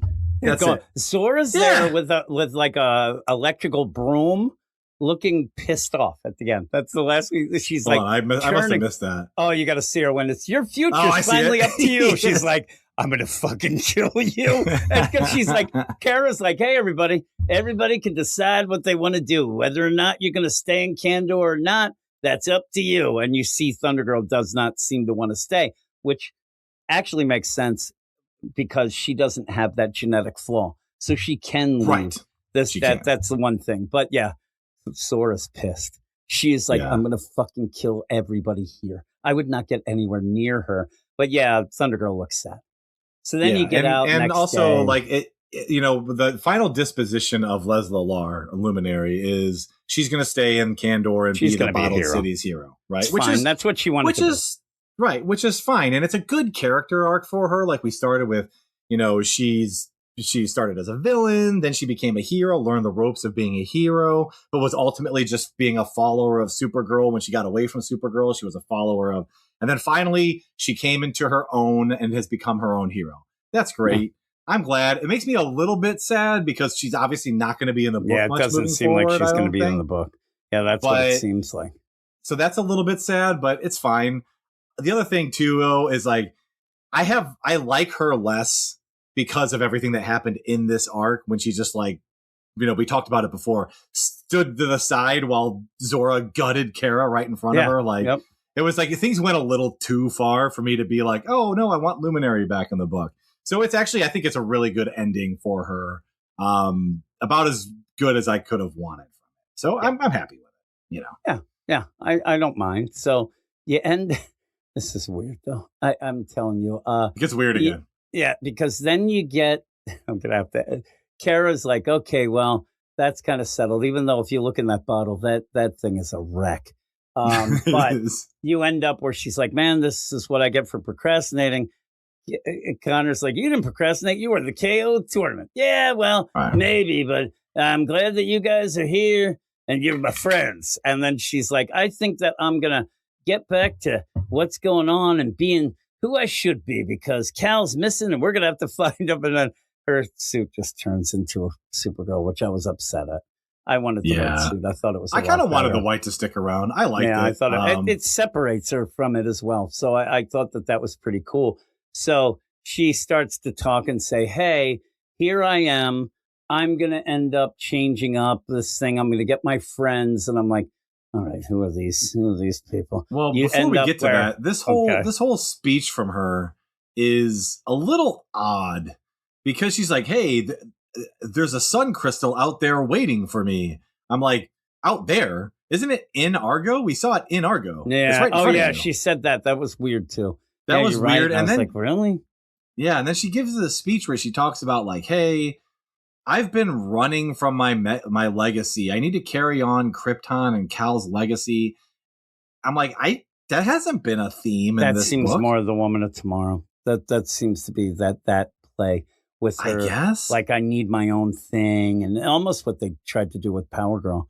with Leah Williams. So that felt weird. Like this Yeah, ending it felt just- weird. It felt like you're starting up something new, but you're going to deal with other things. I'm like, I don't know. Well, like, yeah, it what you're seems doing. like she wanted to use this to set up what the book is going to, like, the next chapter in the book, right? Which is going to be focused on this new Supergirl squad.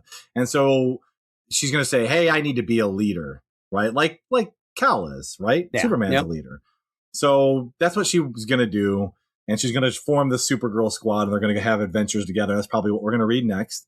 And I'm fine with that. But like to set it up, you're sitting here saying, I've been running from my leadership, my role as a leader. I'm like, not really. You haven't been. No. You've no. just been like hanging out in Midville with your girlfriends. Like we Yeah. never had this thing where like throughout this whole series so far, she's been we saying, thought something. I Yeah. really should go be doing this, but I'm not. Instead, I'm, I feel safer just staying here in Midville. We never got anything like that. So it's just kind of odd. It's not a big deal. It's just kind of weird. But it, like I said, it felt like they're trying to. They did this when this arc started. The idea of like shifting the tone of it and going, but we'll go with it. She ends up like, hey, we could do anything that we're together. I want us to be some kind of, and then Lena yells, friendship force? Nah, that's cute, but more like super force. I'm like, really? Like you couldn't go with friendship force, just give it to her. But you see the gathering of the team, and I'm like, who is this? Who Like, are I'm these telling you. people? So you end up having Luna Lustrom, the girl who was the clairvoyant. I don't even know what I'd call her. Yeah. She kind of turns into some magical. Well, if you can remember, It's not she even can the create. worst. Yeah, she can create a what is it, like an ectoplasmic? Yeah. Remember, she created an ectoplasmic Kara to fool Yeah, the one guy yeah. and the date that one time. It's like so her contribution to the team is creating an ectoplasmic ghost thing to fight with. That I guess may have her ability. I don't know. She's there, so I'm like, okay. You do see Lena. She's see in Lena. a super costume.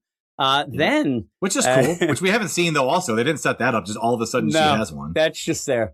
Then you see somebody below Lena, and I'm like, what the hell? That is Night Flame, Tara Yes. Zor-El from the Interverse. And I'm like, from the Halloween issue. I'm like, we're going back to that. Like the idea that she's there, it's the dark side, but not dark side, but the dark Supergirl. And I'm like, how is she a friend? Oh my goodness gracious. How is she a friend? Not only that, I'd have to go back to that issue and reread it. I have to go find it to see how that ended. Like, or did she end up being like they just kind of cut a deal? I think that And, they like, cut a they deal, didn't but we become- did like her little monsters. Remember, Yeah, her we thought monsters that were they cool. got, but her, and then you got Thunder And, like, Girl and also, Princess she's just Shark.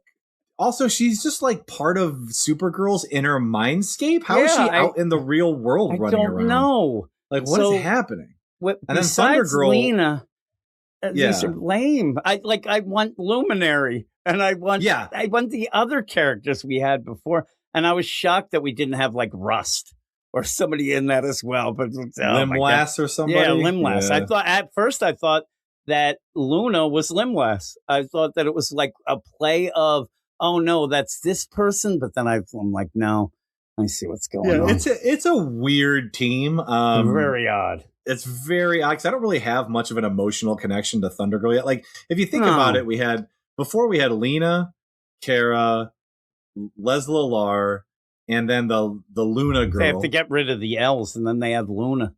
Yeah, And and then that's the- why we needed Limlass, Lena, She's got 2 Luther, Limlass, Luna She should've Lundstrom. been They're good. all like, yeah, she could have fit right in, but But, Thundergirl- and we did have a little Thundergirl's bit of- okay.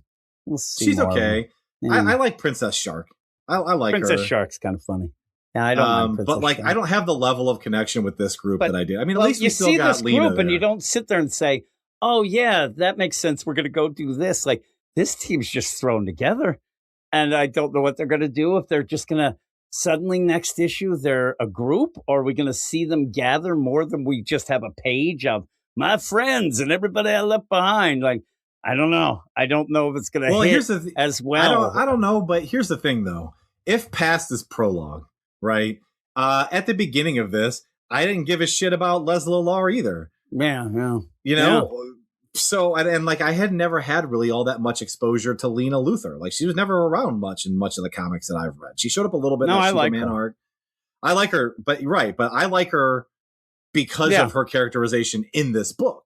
I Well. like Lesla because of her characterization Yeah. in this book. So, if anything, We'll like see. maybe we can say that at first we're going to be iffy on them, but then they'll grow on us. Hopefully Maybe. I Luna don't know. We'll doesn't see. just come up with powers out the wazoo every minute like she did when Yeah. she showed up before. And That's the big problem with Luna is that she just is just, hey, did you know I can do this? Problem solved. Boom. Every But- time. Night Flame. Woo-wee. And then you get at the bottom, it's starting a epic super event in this book, Kingdom of Zod. I'm like, Which is a crossover in Ugh. Superman. that's a lot of shit going on suddenly, but you have a team.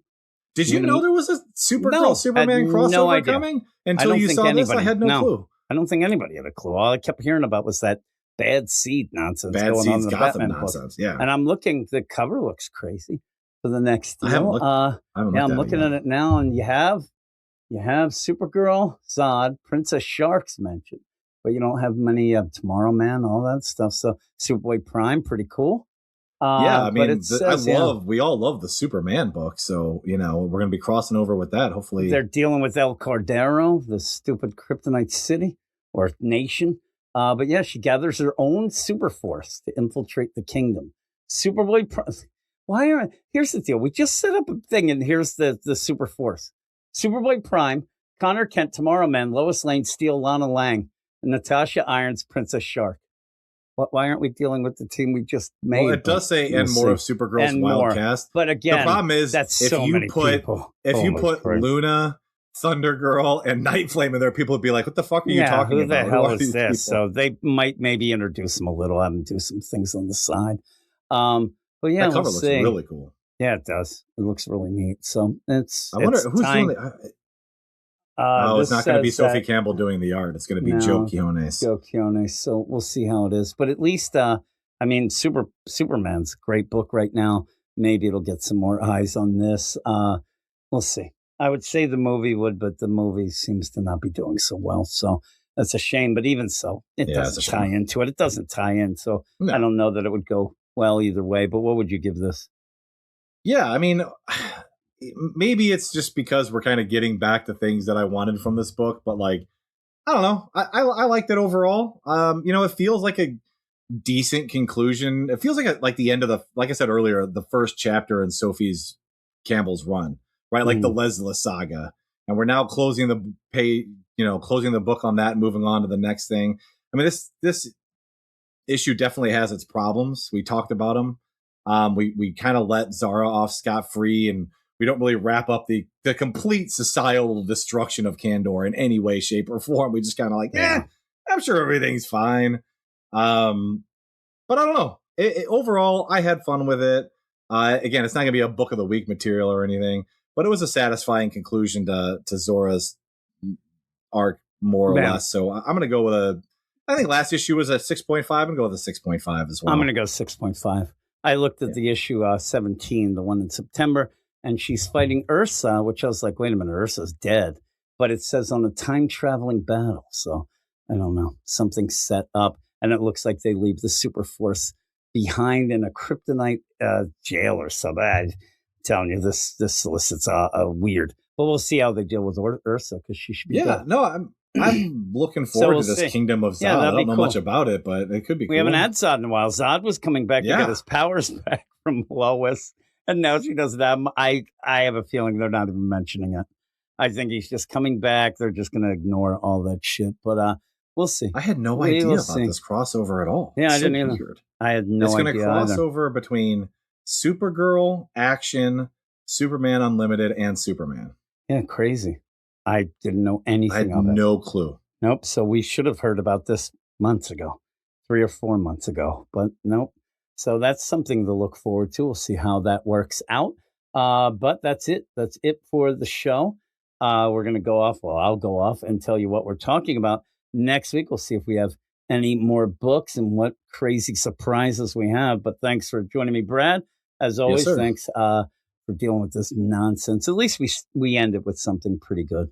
We like that. enough. I really When I think 6'5" is the best thing ever, it's trouble. But those other it felt two it was suck. refreshing to have a 6'5". Like when I was I actually read them, I think in this order. I think I did Barber Girl Breakout first, Yeah, then Green I Lantern think I Corps, did then too. this. And when I got to Supergirl, I was like, oh, at least I know I won't Please. hate this one. Yeah, Please. yeah. And then I read it What and I was is- like, What did you give that Barbara Gordon again?